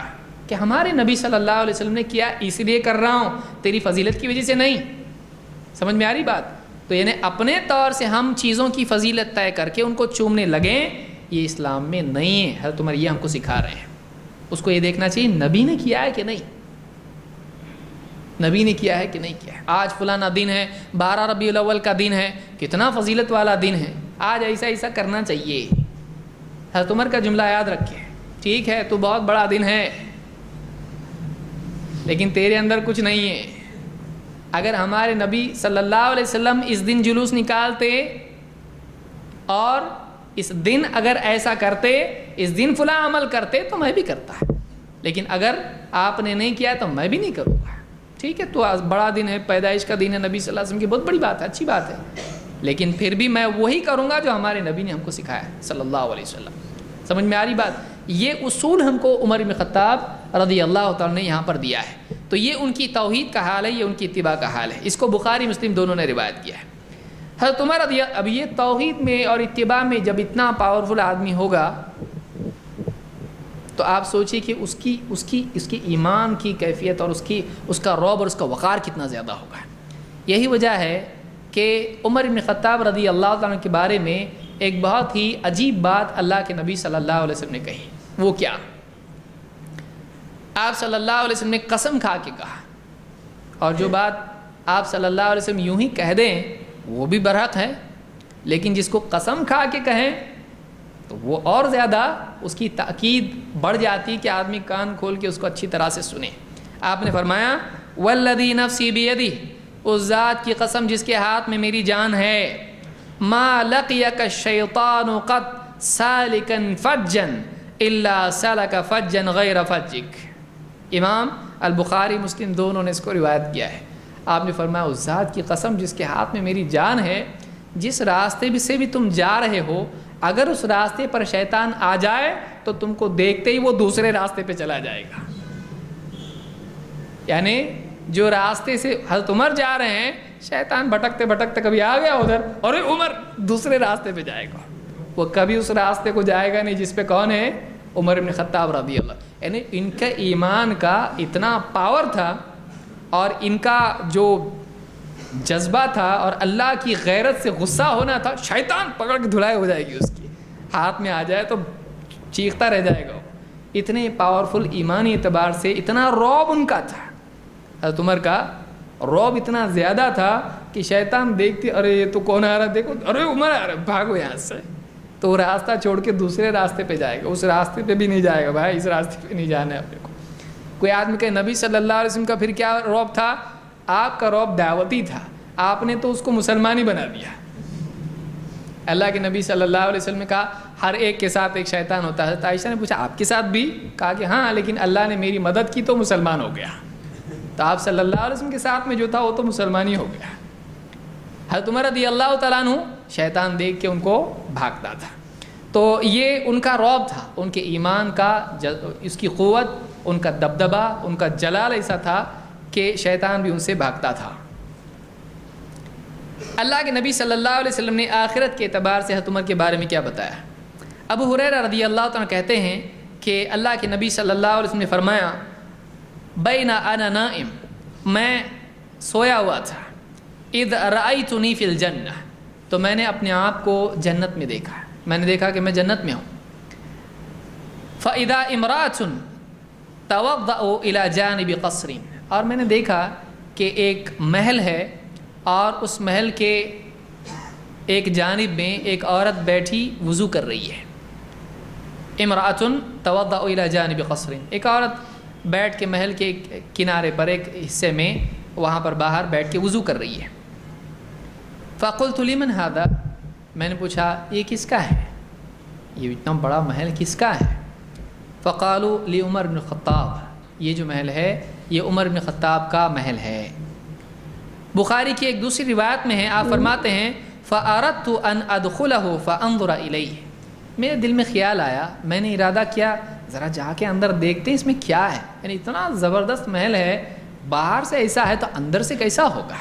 تو میرے دل میں تمنا پیدا ہوئی, میں نے ارادہ کیا ذرا اندر جا کے بھی تو دیکھتے ہیں کہ اندر اس میں کیا کیا ہے. فذکرت غیرت عمر فولیت مدبرا, لیکن پھر مجھ کو عمر کی غیرت یاد آئی. پرائیویسی ہر آدمی کی اپنی ہوتی ہے, تو مجھ کو عمر کی غیرت یاد آئی کہ وہ اس چیز کو پسند نہیں کرتے ہیں. تو میں پھر بغیر اندر گئے ہی واپس لوٹ آیا. اس مجلس میں حضرت عمر بھی بیٹھے ہوئے تھے جب آپ نے بات بیان کی. ابو ہریرہ رضی اللہ تعالیٰ فرماتے ہیں فبکى عمر, حضرت عمر رونے لگے. جب انہوں نے یہ سنا تو رونے لگے, اور کہتے ہیں کہ وَنَحْنُ جَمِيعًا فِي ذَلِكَ الْمَجْلِسِ, حضرت ابو ہریرہ فرماتے ہیں ہم سب تھے اس مجلس میں. یعنی ایسے نہیں کہ اکیلے میں بٹھا کے حضرت عمر سے بات کہی ہو, پوری پبلک بیٹھی ہوئی ہے اور سب کے سامنے, جس میں حضرت عمر بھی ہے. آپ کہہ رہے ہیں میں رات میں گیا, میں نے دیکھا ایک محل ہے اور اس محل میں ایسا ایسا ہے, میرا دل چاہا میں اندر جا کے دیکھوں, لیکن پھر مجھ کو یاد آیا حضرت عمر کو, ان کی غیرت مند آدمی ہے, کوئی آدمی پسند نہیں کرتا ہے کہ اس کی غیر موجودگی میں اس کے گھر میں کوئی دوسرا آدمی جائے. تو اللہ کے نبی دوسروں کا خیال رکھتے تھے. تو آپ نے کہا کہ پھر مجھ کو جب خیال آیا ان کو پسند نہیں, تو پھر میں واپس لوٹ آیا, اندر گئے بغیر ہی واپس آیا. حضرت عمر اسی مجلس میں رونے لگے اور کہنے لگے کہ ابی انت یا رسول اللہ علیک عغار, کہا کہ اللہ کے رسول میرے ماں باپ آپ پر فدا ہو جائیں, میرے ماں باپ آپ پر قربان ہو جائیں, میں آپ سے غیرت کروں گا. آپ سے مجھ کو کبھی برا لگے گا، آپ میرے بغیر پوچھے میرے گھر میں چلے جائیں تو مجھ کو کبھی اس سے ناراضگی ہوگی؟ آپ تو مطلب جا سکتے ہیں، آپ کا جانا مجھ کو کبھی برا نہیں لگے گا۔ رونے لگ گئے نا، آپ ایسا سوچتے ہیں میرے بارے میں کہ مجھ کو برا لگے گا آپ میرے بغیر پوچھے میرے گھر میں چلے جائیں؟ تو یہ نرم دل انسان تھے۔ دیکھیے آدمی اس کی سختی کہیں ایک طرف تو آپ دیکھ رہے ہیں کہ شیطان بھاگ رہا ہے دیکھ کے ان کو، وہ رعب اور وہ دبدبا، وہ سختی دینی اعتبار سے ہے، لیکن آدمی اصولی اعتبار سے سخت ہونے کے باوجود دل کی سطح پر نرم ہوتا ہے۔ واقعی جو آدمی ہوتا ہے، جس کے دل میں واقعی ایمان اپنی اصل سطح کے اعتبار سے اونچی سطح کا ہوتا ہے، وہ اصولی اعتبار سے سخت ہوتا ہے، ڈسپلن اس میں ہوتا ہے، لیکن دل کے اندر مخلوق کے لیے رحم اس کے دل میں ہوتا ہے، اس کا دل بڑا نرم ہوتا ہے، تھوڑا سا دھکا دیں گے چھلک جائے گا، ایسا ہوتا ہے وہ، کیونکہ اللہ سے اس کا دل جڑا ہوا ہوتا ہے۔ تو عمر رضی اللہ تعالیٰ رونے لگے اور کہا اللہ کے رسول میں آپ سے غیرت کروں گا، آپ کا جانا مجھ کو برا لگے گا، ایسا کبھی نہیں ہو سکتا ہے، اور رونے لگ گئے۔ اس کو امام البخاری اور مسلم دونوں نے روایت کیا ہے۔ اللہ کے نبی صلی اللہ علیہ وسلم سے حضرت عمر کی محبت تھی کہ آپ بغیر پوچھے بھی میرے گھر میں گئے تو کچھ نہیں لگتا مجھ کو، آپ سوچو بھی مت ایسا کہ مجھ کو برا لگے گا۔ اللہ کے نبی صلی اللہ علیہ وسلم کو حضرت عمر سے کیسی محبت تھی۔ ابو عثمان رضی اللہ تعالیٰ کہتے ہیں، غالباً ابو عثمان النہدی ہیں، یہ کہتے ہیں کہ ان رسول اللہ صلی اللہ علیہ وسلم بعث عمرو ابن العاص على جیش ذات السلاسل، اللہ کے نبی صلی اللہ علیہ وسلم نے عمرو ابن عاص رضی اللہ تعالیٰ کو ذات السلاسل کی جنگ کے لیے ایک لشکر میں بھیجا۔ تو کہتے ہیں فَأَتَيْتُهُ، وہ صحابی کہتے ہیں کہ سب کچھ ہوا تو واپس لوٹ کے جب ہم آئے تو میں اللہ کے نبی صلی اللہ علیہ وسلم کی خدمت میں حاضر ہوا۔ اب بڑا کام کر کے آئے ہیں تو ظاہر بات ہے آدمی جب بڑا کام کر کے آتا ہے تو کچھ چاہتا ہے کہ اس کو کوئی سراہے، اور اللہ کے نبی صلی اللہ علیہ وسلم کسی کو سراہ دیں تو وہ عام انسان کی طرح تو نہیں، وہ اللہ کے پاس سفارش ہو گئی۔ تو آئے، قال فأتيته فقلت أي الناس أحب إليك، اتنا بڑا کام جنگ میں جا کے اور سب کچھ ہو گیا، اب آئے کدھر آیا لوٹ کے؟ اللہ کے نبی صلی اللہ علیہ وسلم کے پاس۔ آتے پہلا سوال کیا ہے؟ سلام کلام سب ہوا، اب اس کے بعد پہلا سوال کیا ہے؟ اللہ کے رسول آپ کو سب سے زیادہ محبت کس سے ہے؟ تو اب نمبر تو میرا لگنا چاہیے، پوچھ رہا ہوں تو آپ تو اس سے محبت ہے، کیوں ڈرتا ہے؟ اللہ کے نبی صلی اللہ علیہ وسلم کہا کہ اللہ کے رسول سب سے زیادہ آپ کو محبت کس سے ہے؟ آپ صلی اللہ علیہ وسلم لوگوں کا دل رکھتے تھے لیکن سچ بولنا بھی ضروری ہے، تو آپ نے کیا کہا؟ عائشہ سب سے زیادہ۔ دیکھیے حضرت عائشہ کی فضیلت اس میں ہے، کہا سب سے زیادہ، شیعہ حضرات بھی سنیں اس کو، شیعہ حضرات اللہ تعالیٰ ہدایت دے ان کو، قرآن کی آیت ہے ان اللہ یأمرکم ان تذبحوا بقرہ، اللہ تعالیٰ نے حکم دیا تم کو کہ تم بقرہ ذبح کرو، کہتے یہ بقرہ عائشہ ہے نعوذ باللہ، اور بھی بہت ساری باتیں ہیں جن کا مقام یہ نہیں ہے، اللہ تعالیٰ ہدایت دے۔ تو کہا کہ اے اللہ کے رسول سب سے زیادہ آپ کو محبت کس سے؟ کہا عائشہ رضی اللہ تعالیٰ عنہا۔ انہوں نے کہا نہیں میں آدمیوں کے بارے میں پوچھ رہا ہوں۔ کیا کہا؟ کہتے ہیں من الرجال، آدمیوں میں سے، مردوں میں سے، اللہ کے رسول آپ مطلب عورتوں میں سے نہیں، مردوں میں سے کون؟ قال ابوہا، اس کا باپ، کون؟ ابو بکر صدیق، ابوہا حضرت عائشہ کے والد۔ قلت ثم من، اس کے بعد کون؟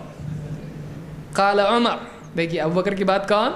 عمر۔ قال عمر فعد رجالا، کہتے میں پوچھتا رہا اور آپ نام گناتے رہے، فسکت، میں چپ ہو گیا، میں نے پوچھنا ہی چھوڑ دیا۔ کیوں چھوڑ دیا؟ مخافۃ ان یجعلنی فی آخرہم، مجھ کو ڈر ہوا کہ کہیں میرا نمبر سب کے اینڈ میں تو نہیں لگے گا، نام لیتے لیتے لیتے لاسٹ نمبر خواہ میرا ہی دل ٹوٹ جائے گا، تو جانے دو، کہیں بیچ میں کہیں رہے گا میرا نمبر، لاسٹ تو نہیں ہے نا، کر کے میں نے نام ہی چھوڑ دیا پوچھنا، کہ میں ڈرا کہ کہیں ایسا نہ ہو کہ اللہ کے نبی صلی اللہ علیہ وسلم میرا نمبر سب سے لاسٹ میں کر دیں، تو میں نے پوچھنا ہی چھوڑ دیا۔ تو اس میں آپ دیکھیے آپ نے کہا سب سے پہلے کون؟ عائشہ رضی اللہ تعالیٰ عنہ، پھر کون؟ ابو بکر صدیق رضی اللہ تعالیٰ عنہ، پھر کون؟ عمر بن خطاب رضی اللہ تعالیٰ، یعنی ایک دم 3 گنتی کے اگر لیے جائیں نام تو ان میں سے سب سے تیسرا نمبر کس کا لگے گا؟ آپ دیکھیے حضرت عائشہ کی فضیلت تو بالکل واضح ہے کہ اللہ کی طرف سے آپ کو خواب میں دکھایا گیا تھا کہ یہ آپ کی بیوی ہوگی اور سکھ دکھ میں ہمیشہ ساتھ میں رہنے والی، روکھا سوکھا کھا کے ساتھ میں جینے والی، سفر میں حضر میں ہر قسم کی تکلیف اٹھانے والی۔ ظاہر بات ہے جس کی گود میں نبی صلی اللہ علیہ وسلم نے دم توڑا ہے اس کی فضیلت کوئی کم ہو سکتی ہے؟ اور یہ اتفاقی چیز نہیں ہے، بلکہ آپ صلی اللہ علیہ وسلم آخری وقت میں پوچھا کرتے تھے کل میری باری کہاں ہے، کل میری باری کہاں ہے۔ صحابیات نے سمجھ لیا کہ آپ یہ پوچھنا چاہ رہے ہیں کہ عائشہ کا نمبر کب آئے گا، تو سب نے اتفاق سے کہہ دیا اے اللہ کے رسول آپ کی چاہ جائیں، ہم آپ کو ہمیشہ آخر وقت میں آپ کو انہی کے گھر پہ رہنا، ہم سب اپنی باری چھوڑ رہے ہیں۔ اور پھر اس کے بعد آپ صلی اللہ علیہ وسلم اخیر تک وفات تک حضرت عائشہ کے کمرے میں رہے، وہیں آپ کی وفات ہوئی، وہیں آپ کو دفن کیا گیا، کیونکہ نبی کی وفات جہاں ہوتی ہے وہیں اس کو دفن کیا جاتا ہے۔ تو حضرت عائشہ کی گود میں آخری وقت میں آپ نے اشارے سے کہا کہ مسواک، تو حضرت عائشہ نے مسواک آپ کو دینی چاہیے، آپ نے کہا کہ نہیں چبا کے مجھ کون چبائے گا اس وقت میں، حضرت عائشہ نے خود چبا کے مسواک آپ کو دی۔ آخری وقت میں یہ ہوا ہے کہ جس کا لعاب نبی صلی اللہ علیہ وسلم کے، وہ بہت فخر کرتی تھی کہ میرا یہ حال ہے، دیکھو کہ آخر وقت میں میرا لعاب نبی صلی اللہ علیہ وسلم کے لعاب سے ملا ہے۔ تو یہ فضیلت ان کی ہے بلا شبہ، ان کے تو تقدیم ہونا لازمی چیز ہے۔ اور مردوں میں کون؟ ابوبکر صدیق، جو ہر حال میں ساتھ میں رہے، سب کچھ قربان کرنے والے ہیں، غار کے ساتھ ہی ہجرت میں ساتھ میں رہنے والے، پہلے خلیفہ، آپ کی جگہ پر نماز پڑھانے والے، ہر اعتبار سے آپ کے اشاروں کو سمجھنے والے ہیں۔ اور اس کے بعد نمبر لگ رہا ہے کس کا؟ عمر بن خطاب رضی اللہ تعالیٰ عنہ کا۔ اس حدیث کو امام البخاری اور مسلم دونوں نے روایت کیا ہے۔ اسی طرح سے حضرت عمر رضی اللہ تعالیٰ عنہ کی شہادت کی دعا خود آپ صلی اللہ علیہ وسلم نے دی تھی ان کو، یعنی نبی صلی اللہ علیہ وسلم کسی کو شہید ہونے کی دعا دیں، شہادت کا مرتبہ کتنا بڑا ہے، اور نبی چاہ رہا کہ یہ شہید ہو کے مرے، اس کی وفات شہادت والی ہو، تو یہ بہت بڑی فضیلت ہے کہ نبی کی بھی چاہت ہے کہ اس کو شہادت ملے۔ تو اللہ کے نبی صلی اللہ علیہ وسلم نے ان کے لیے دعا کی۔ عبداللہ ابن عمر رضی اللہ عنہ کہتے ہیں رأى النبی صلی اللہ علیہ وسلم علی عمر ثوبا ابیض، اللہ کے نبی صلی اللہ علیہ وسلم نے حضرت عمر پر ایک سفید لباس دیکھا، سفید لباس پہنے ہوئے ہیں۔ فقال اجدید ثوبک ام غسیل، کہا یہ نیا لباس ہے یا اچھی طرح سے دھویا ہوا ہے؟ اتنا دھیان دیتے تھے اللہ کے نبی صلی اللہ علیہ وسلم اپنے ساتھیوں پر، کہا کہ یہ نیا کپڑا ہے کہ دھویا ہوا ہے، یعنی اتنا اچھا دکھائی دے رہا ہے تو یہ نیا ہے کہ اچھی طرح سے دھویا ہوا ہے؟ فقال لا ادری ما رد علی، صحابی کہتے ہیں مجھ کو نہیں معلوم ہے تم نے جواب میں کیا کہا۔ تو اس کے جواب میں اللہ کے نبی صلی اللہ علیہ وسلم نے ان کو دعا دی، آپ نے کہا البس جدیدا وعش حمیدا ومت شہیدا، کہا کہ اللہ تعالیٰ تجھ کو نیا لباس عنایت فرمائیں اور تو ایسا جیے کہ اللہ کی حمد ہی کرتا رہے، کبھی ناشکری نہ کرے، کبھی شکایت نہ ہو، کبھی مصیبت تجھ پہ نہ آئے، تو اللہ کی حمد میں جی، یہ دعا دی۔ اور کہا ومت شہیدن، اور تجھ کو موت آئے تو شہادت کی موت آئے، یعنی تو نیا کپڑا پہنتا رہے، اللہ کی طرف سے تجھ کو لباس نصیب ہو، اور تو اللہ کی حمد کے ساتھ جیتا رہے، یعنی ہمیشہ خوش رہے، اللہ کا شکر ہی کرتا رہے، اور 3 تجھ کو موت آئے تو شہادت والی موت نصیب ہو۔ اور دیکھیے یہ بھی اللہ کے نبی صلی اللہ علیہ وسلم کے معجزات میں سے ہیں کہ حضرت عمر کی وفات بھی کیسی ہوئی؟ شہادت والی ہوئی، تو آپ نے ان کو شہادت کی دعا دی تھی۔ کہتے ہیں کہ وَأَظُنُّهُ قال، اور کہتے ہیں میرا گمان ہے کہ آپ نے یہ بھی کہا وَيَرْزُقُكَ اللَّهُ قُرَّةَ عَيْنٍ فِي الدُّنْيَا وَالْآخِرَةِ، اللہ تعالیٰ دنیا اور آخرت میں تجھ کو آنکھوں کی ٹھنڈک نصیب فرمائے، یعنی تو ہمیشہ سکون کے ساتھ جیے۔ اسی لیے حضرت عمر کٹا پھٹا پہن کے کیسا بھی روکھا سوکھا کھاتے تھے، لیکن کبھی غمگین ہیں اور ایسا ٹینشن ہے دنیا میں کیا اپنی زندگی ایسی ہو گئی، کبھی ان کو ایسا نہیں دیکھا گیا ہے، بلکہ ان کی زندگی میں فقر و فاقہ اور زہد اور ورع اتنا زیادہ تھا کہ لوگ ان کو سمجھاتے تو ان کو ڈانٹ دیتے تھے، بلکہ کبھی کہتے تھے کہ میں نے اپنے ساتھیوں کو دیکھا ہے کہ انہوں نے بہت فقر و فاقے میں زندگی گزاری، میں چاہتا ہوں کہ میں بھی ان کے نقش قدم پر جا کر انہی سے جا ملوں۔ 2 ساتھی کون؟ اللہ کے نبی صلی اللہ علیہ وسلم اور ابو بکر صدیق رضی اللہ تعالیٰ۔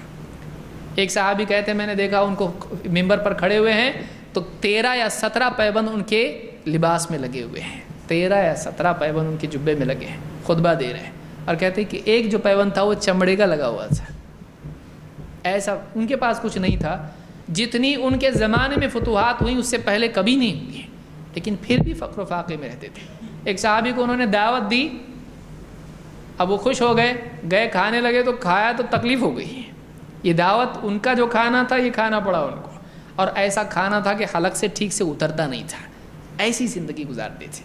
یہ عمر بن خطاب رضی اللہ تعالیٰ عنہ۔ تو آپ نے کہا کہ وہ مت شہیدن، تجھ کو شہادت کی موت نصیب ہو۔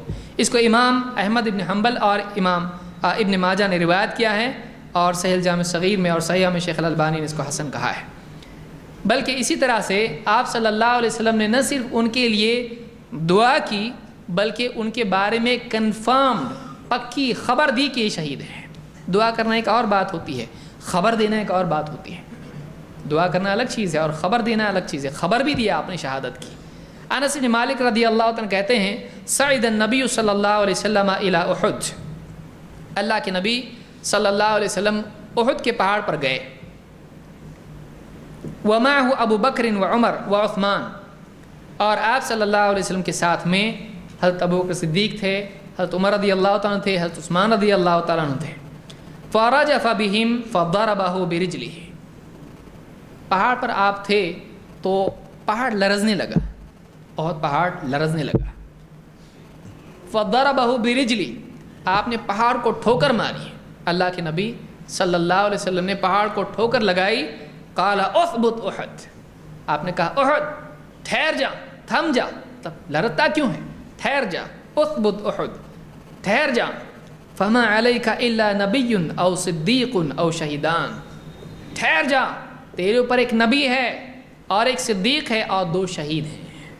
تیرے اوپر کیا ہے، کون ہے، تیرے اوپر کیسی بڑی شخصیات ہے، ادب سے تجھ کو ذرا چپ رہنا چاہیے، تو لرزتا ہے، تیرے اوپر کون ہے اس وقت میں، تیرے اوپر ایک نبی ہے اور ایک صدیق ہے۔ صدیق کون، ابو بکر صدیق، اور 2 شہید ہیں، کون، عمر بن خطاب اور عثمان رضی اللہ عنہ، اور دونوں کا دیکھیے آپ، دونوں کو بھی ظلماً قتل کیا گیا، دونوں بھی شہادت کی موت، ان کی وفات ہوئی ہے۔ تو آپ نے یہ خبر دی تھی کہ یہ دونوں شہید ہیں۔ تو شہادت یہ صرف ہم اپنے گمان سے نہیں کہتے ہیں، بلکہ ہم شہادت حضرت عمر کی کس بنیاد پر کہتے ہیں، نبی کریم صلی اللہ علیہ وسلم کی وحی کی بنیاد پر کہتے ہیں۔ آپ نے ان کو شہید قرار دیا ہے تو آپ اپنے طور پر نہیں کہتے ہیں۔ وَمَا يَنطِقُ عَنِ الْهَوَىٰ إِنْ هُوَ إِلَّا وَحْيٌ يُوحَىٰ، یہ نبی اپنی خواہش سے کچھ نہیں کہتے ہیں، یہ اللہ کی طرف سے ایک وحی ہوتی جس کی بنیاد پر بولتے ہیں۔ تو حضرت عمر کا شہید ہونا یہ اللہ کی طرف سے ہمارے نبی صلی اللہ علیہ وسلم کو بتایا گیا تھا۔ اس کو امام البخاری نے اپنی صحیح میں روایت کیا ہے۔ جنت میں اونچے مقام کے اعتبار سے ان کے لیے کیا فضیلت بیان کی گئی ہے، اللہ کے نبی صلی اللہ علیہ وسلم فرماتے ہیں ان اہل الدرجات العلا یراہم من اسفل منہم کما یری الکوکب الطالع فی الافق من آفاق السماء، جنت میں جو اونچے درجات والے ہوں گے ان سے جو نیچے کے درجے کے ہوں گے ان کو ایسا دیکھیں گے جیسا تم دنیا میں آسمان میں افق پر دکھائی دینے والے ستارے کو دیکھتے ہو، اتنا دور۔ یعنی جنت میں لیول ہیں، تو اونچے درجات والے، اس سے نیچے درجے والے، نیچے والوں کو اوپر والے کیسے دکھائی دیں گے، جیسے تم کو آسمان میں ستارے دکھتے ہیں، اتنا دور، اتنا اعلیٰ اور اتنا اونچا، اتنا اوپر۔ اور آپ نے فرمایا کہ وَإِنَّ أَبَا بَكْرٍ وَعُمَرَ مِنْهُمْ وَأَنْعَمَ، کہا کہ وہ جو اونچے درجات والے ہیں نا، ابو بکر اور عمر انہی میں سے ہیں، بلکہ اس سے بھی بہتر ہیں، اس سے بھی اور کتنا اچھا ہے، وَأَنْعَمَ یہ بھی معنی ہو سکتے ہیں، اور کتنا اچھا کام انہوں نے کیا ہے، اور کیسے اچھے ہیں دونوں لوگ، یعنی کتنے عمدہ لوگ ہیں۔ یعنی خود آپ نے تعریف بھی کی اور بتایا وہ جو اونچے درجات والے ہوتے ہیں جو دوسروں کو بہت اوپر دکھائی دیں گے، تو ان میں سے کون لوگ ہیں، ابو بکر اور عمر دونوں ہیں۔ یعنی معلوم یہ ہوا کہ دونوں کے بارے میں اللہ کے نبی صلی اللہ علیہ وسلم نے نہ صرف جنت کی بشارت دی ہے بلکہ آپ نے یہ بتایا کہ اونچے درجات والوں میں سے یہ کوئی عام لوگ نہیں ہیں، عام جنتی نہیں ہیں۔ جنتی میں کیسا جائے گا، گرتے پڑتے بھی تو جائیں گے نا لوگ جنت میں، آخری جنتی نکلے گا کیسے جائے گا، گرے گا پھر اٹھے گا پھر گرے گا پھر جائے گا، پیچھے پلٹ کے دیکھے گا، تمام تعریف اس کے لیے جس نے تجھ سے نجات مجھ کو دی، وہ لمبی روایت ہے۔ تو ایسا بھی ہوگا، لیکن یہ کون ہیں، یہ عام جنتی نہیں ہیں، یہ اونچے جنتی ہیں۔ ابو بکر صدیق تو ایسے ہیں کہ ہر دروازے سے آواز آئے گی، یہاں سے آؤ، یہاں سے آؤ۔ جنت میں انٹری کے لیے ہر دروازے سے نام پکارا جائے گا کس کا؟ ابو بکر صدیق کا، یہاں سے آؤ، یہاں سے داخل ہو جنت میں، یہ ان کا فضل اور ان کا کرم، ان کی فضیلت ہوگی۔ تو یہ حدیث امام احمد، ترمذی، ابن ماجہ اور ابن حبان، طبرانی اور ابن عساکر نے تاریخ دمشق میں اس کو ذکر کیا، اور یہ صحیح روایت ہے۔ تو اس سے معلوم ہوتا ہے کہ عمر رضی اللہ تعالیٰ عنہ کا جنتی ہونا اللہ کے نبی صلی اللہ علیہ وسلم نے دنیا ہی میں بیان کر دیا تھا، بلکہ بعد والوں کے لیے آپ نے اس بات کی وصیت بھی کی کہ ان کی اقتداء کی جائے، ان کے پیچھے چلا جائے، ان کی رہبری میں مسلمان رہیں، ان سے ہٹ کے نہ چلیں، ان کی رہبری میں جئیں۔ آپ نے فرمایا اقتدوا بالذین من بعدی ابی بکر و عمر، میرے بعد ان دو کی پیروی کرو، ان دو کی ماتحتی میں چلو، ان دو کی مان کر چلو، ان کے پیچھے چلو۔ کون؟ ابو بکر اور عمر۔ یعنی آپ کو اتنا اعتماد تھا کہ اپنی زندگی میں تو ٹھیک بھروسہ تھا ہی، اپنے بعد بھی ان پہ بھروسہ تھا، میرے بعد بھی یہ بھٹک۔ دیکھیے شیعہ حضرات اس کو سنیں اچھی طرح سے کہ کہتے ہیں ٹھیک ہے نبی کی زندگی میں تو ٹھیک تھے، بعد میں جب جیسی نبی صلی اللہ علیہ وسلم کی وفات ہوئی تو وہ بگڑ گئے، باہر ان کی زندگی بدل گئی۔ کیسے؟ آپ بتائیے، اللہ کے نبی صلی اللہ علیہ وسلم جس کے بارے میں آپ کو بھروسہ نہ ہو، اس کے ہاتھ میں امت کا ہاتھ دے کے جائیں گے؟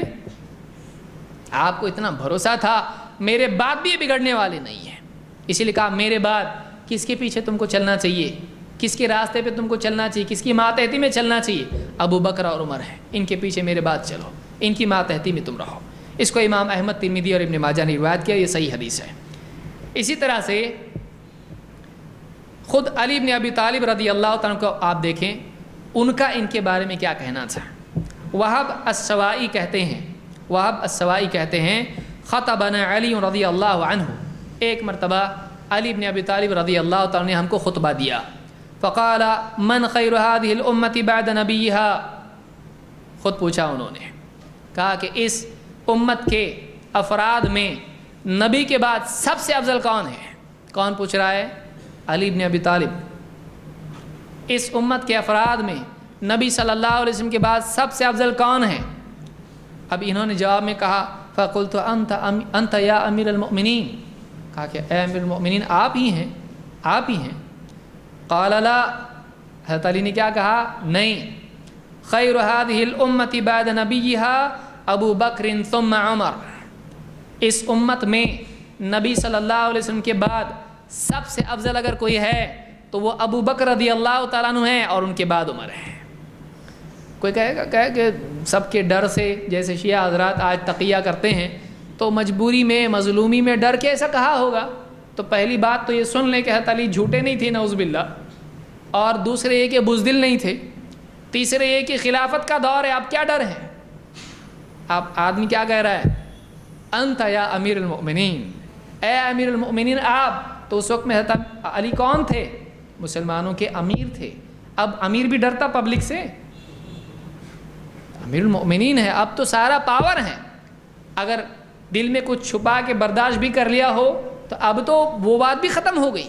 لیکن اس وقت پاور کے زمانے میں، اس وقت میں حضرت علی نے جب کسی نے کہا کہ آپ سب سے افضل ہیں، کہا نہیں، صحابہ خوشامد قبول کرنے والے لوگ تھے، چلو جب آپ سب لوگ کہہ رہے ہیں تو پھر ٹھیک ہے، ہوں میں، آج تو پبلک ایسی ہی ہے، نہیں آپ سب بول رہے ہیں تو ٹھیک ہے، اچھی بات ہے، تو اتنے جلدی قبول کر لیتے ہیں، آپ بولتے ہیں تو ڈال دو ہار میرے گلے میں ہی ہوں، انت تو انا حضرت علی نے کہا نہیں، میں نہیں۔ دیکھیے یہ جگر چاہیے آدمی کو۔ اس وقت امیر المؤمنین نے کوئی ان کو ڈینائی کرنے والا نہیں ہے، نے کہا میں نہیں۔ کون ہے؟ پہلے ابو بکر ہیں اور ان کے بعد عمر رضی اللہ تعالیٰ عنہما۔ تو یہ مسند احمد میں روایت موجود ہے اور اس کی سند قوی ہے۔ اسی طرح سے بعض لوگ حضرت عمر کی خلافت پر شبہ ظاہر کرتے ہیں، لیکن آپ دیکھیے کہ نہ صرف یہ کہ وہ ابو بکر صدیق رضی اللہ تعالیٰ کے بعد امت میں سب سے بہترین افراد میں سے سب سے بہتر فرد تھے، بلکہ اسی کے ساتھ وہ مسلمانوں کے خلیفہ راشد بھی تھے۔ تو اس کے بارے میں کیا دلیل ہے؟ سفینہ رضی اللہ تعالیٰ کہتے ہیں کہ قال رسول اللہ صلی اللہ علیہ وسلم خلافت النبوۃ 30 سنہ، نبوی منہج پر خلافت 30 سال رہے گی۔ نبوی خلافت کتنے سال رہے گی؟ 30 سنہ، 30 سال۔ ثم یؤتی اللہ الملک او ملکہ من یشاء، پھر اس کے بعد اللہ تعالیٰ اپنا ملک، اپنی حکومت جس کو چاہے دے گا، یعنی دنیا میں جو خلافت یا حکومت جو بھی ہے وہ اللہ تعالیٰ جس کو چاہے گا عطا فرمائے گا۔ بہت سارے لوگ ملوکیت اور خلافت اس طرح کا جو فرق کرتے ہیں، اور خلافت کو اچھا اور ملوکیت کو شر بتاتے ہیں، دونوں دیکھی کیا ہے، پھر آپ کو حضرت معاویہ کو بھی شر ماننا پڑے گا، نعوذ باللہ۔ تو ملوکیت فی نفسی ہی کوئی بری چیز نہیں ہے، لیکن وہ خلافت سے تھوڑی کم درجے کی ہے۔ بہرحال تو نبوی منہج پر خلافت کتنے سال رہے گی؟ 30 سال تک۔ اس کے بعد اللہ تعالیٰ جس کو چاہے گا ملک عطا فرمائے گا، تو اللہ عطا فرمائے گا۔ سعید کہتے ہیں کہ قال علی سفینہ، راوی حدیث کے ہیں، کہتے ہیں مجھ سے سفینہ رضی اللہ تعالیٰ نے کہا امسک علیک ابا بکر سنتین، گننا شروع کر۔ 30 سال ابھی کمپلیٹ کیسے ہوئے؟ گن۔ کہا کہ 2 سال کس کے؟ ابو بکر صدیق رضی اللہ تعالیٰ کے، وعمر 10 اور حضرت عمر کے 10 سال، کتنے ہوئے؟ 12۔ وعثمان 12 اور 12 سال حضرت عثمان کے گن، کتنے ہوئے؟ 26 ہوتے نا، بولے رمضان میں گنتی بھی نہیں آتی اپنے کو، روزے برابر یاد ہے کتنے بچے۔ تو وعثمان 12 اور حضرت عثمان کے کتنے سال؟ 12، تو کل ملا کے کتنے ہوئے؟ 24۔ وعلی کذا، اور پھر بچے ہوئے کس کے؟ حضرت علی کے، تو کتنے ہیں؟ کتنے بچ جاتے ہیں؟ 6۔ تو یہ ابو داؤد اور حاکم کی روایت میں، لیکن ابن ابی عاصم نے السنہ میں ذکر کیا کہ انہوں نے کہا وہ 6 علی، اور حضرت علی کے کتنے سال؟ 6 سال۔ تو 2 اور اس کے بعد 10 اور پھر 12 اور اس کے بعد 6، تو 2 اور 10 کتنے ہوئے؟ 12، تو اگلا 12 کے آدھا کتنے ہوئے؟ 6، ایسا یاد رکھو آپ، سمجھ میں آیا؟ 2 پھر اس کے بعد کتنے؟ 10، پھر کتنے ہو جاتے؟ 10 اور 2 12، اور پھر 12 کو آدھے کر دیجئے، کتنے ہو گئے؟ 6، تو ایسا آپ کو یاد رہے گا۔ ٹوٹل کتنے ہوئے؟ 30 سال۔ تو یہ 30 سال خلافت راشدہ کا زمانہ ہے، اس کو امام ابو داؤد اور حاکم نے روایت کیا ہے۔ تو اس طرح سے راوی کہتے ہیں کہ ہم نے گنا تو یہ ساری خلافتیں جمع کرنے کے بعد میں، یہ دور جمع کرنے کے بعد میں کل ملا کے کتنے ہوئے؟ کہتے ہیں فوجدناها 30 سنہ، ہم نے سارا گنا تو 30 سال پورے ہو گئے۔ اس کو ترمذی نے روایت کیا ہے۔ تو معلوم یہ ہوا کہ نبی صلی اللہ علیہ وسلم نے 30 سال نبوی منہج پر جو خلافت رہے گی، اس کی جو خبر دی ہے، اس میں حضرت عمر کا زمانہ بھی آتا ہے۔ لہٰذا وہ بدبخت، وہ بدقسمت جو یہ کہتا ہے کہ اللہ کے نبی صلی اللہ علیہ وسلم کے بعد ان لوگوں نے قبضہ کر لیا اور یہ لوگ واقعی اہل نہیں تھے، واقعی لائق علی رضی اللہ تعالیٰ عنہ تھے، تو یہ آدمی ظالم بھی ہے اور جاہل بھی ہے۔ انہ کان ظلوما جہولا، انسان، یہ 2 چیزیں مصیبت ہے انسان کے لیے، ایک تو جہالت اور دوسرے ظلم، یہی 2 چیزیں جو انسان کی بربادی کا سبب ہیں۔ تو یہ جہالت بھی ہے اور ظلم بھی ہے۔ تو اللہ کے نبی صلی اللہ علیہ وسلم کی خبر سے جہالت ہے، اور واقعی اچھے آدمی کی اچھائی کا اعتراف نہ کرنا کیا ہے؟ ظلم ہے۔ تو یہاں پر اس روایت سے معلوم ہوا کہ حضرت عمر کی خلافت، ابو بکر صدیق، عمر فاروق، عثمان غنی رضی اللہ تعالیٰ عنہ اجمعین، ان کی خلافت واقعی خلافت راشدہ تھی، اور نبوی منہاج پر یہ خلافت تھی، اور حضرت علی بھی نبوی منہج ہی پر خلیفہ مسلمانوں کے تھے۔ تو یہ حضرت عمر کی فضیلت میں کچھ چیزیں تھیں، مزید اور بہت ساری چیزیں ان کے بارے میں ہیں۔ انشاءاللہ کسی مستقل کورس کی صورت میں ہم دیکھیں گے کہ حضرت عمر کے بارے میں اور کیا باتیں تاریخ میں اور احادیث میں اور ان کی سیرت میں اہل علم نے بیان کی ہیں۔ اللہ رب العالمین صحابہ کی محبت سے ہمارے دلوں کو معمور کرے، اور ان میں کسی کے لیے بھی ہمارے دل میں کھوٹ آنے سے ہماری حفاظت فرمائیں، اور ان لوگوں کو ہدایت دے جو صحابہ کے فضل کا اعتراف نہیں کرتے ہیں۔ اللہ تعالیٰ ایسے لوگوں کو ایمان کی توفیق دے، اس لیے کہ صحابہ کو علی الاطلاق نہیں تسلیم کرنا، صحابہ کو نعوذ باللہ، کوئی آدمی کہتا ہے کہ صحابہ نعوذ باللہ کافر ہو گئے، یہ خود کفر ہے۔ اللہ تعالیٰ نے ایسے آدمی کو قرآن میں سورہ الفتح میں کافر قرار دیا ہے جو آدمی صحابہ سے نفرت رکھتا ہے۔ اللہ تعالیٰ ہم سب کو علم اور عمل کی توفیق عطا فرمائیں، اور ہمارے ایمان میں اور تقوی میں برکت عطا فرمائیں۔ اقول قولی ھذا واستغفر اللہ لی ولکم۔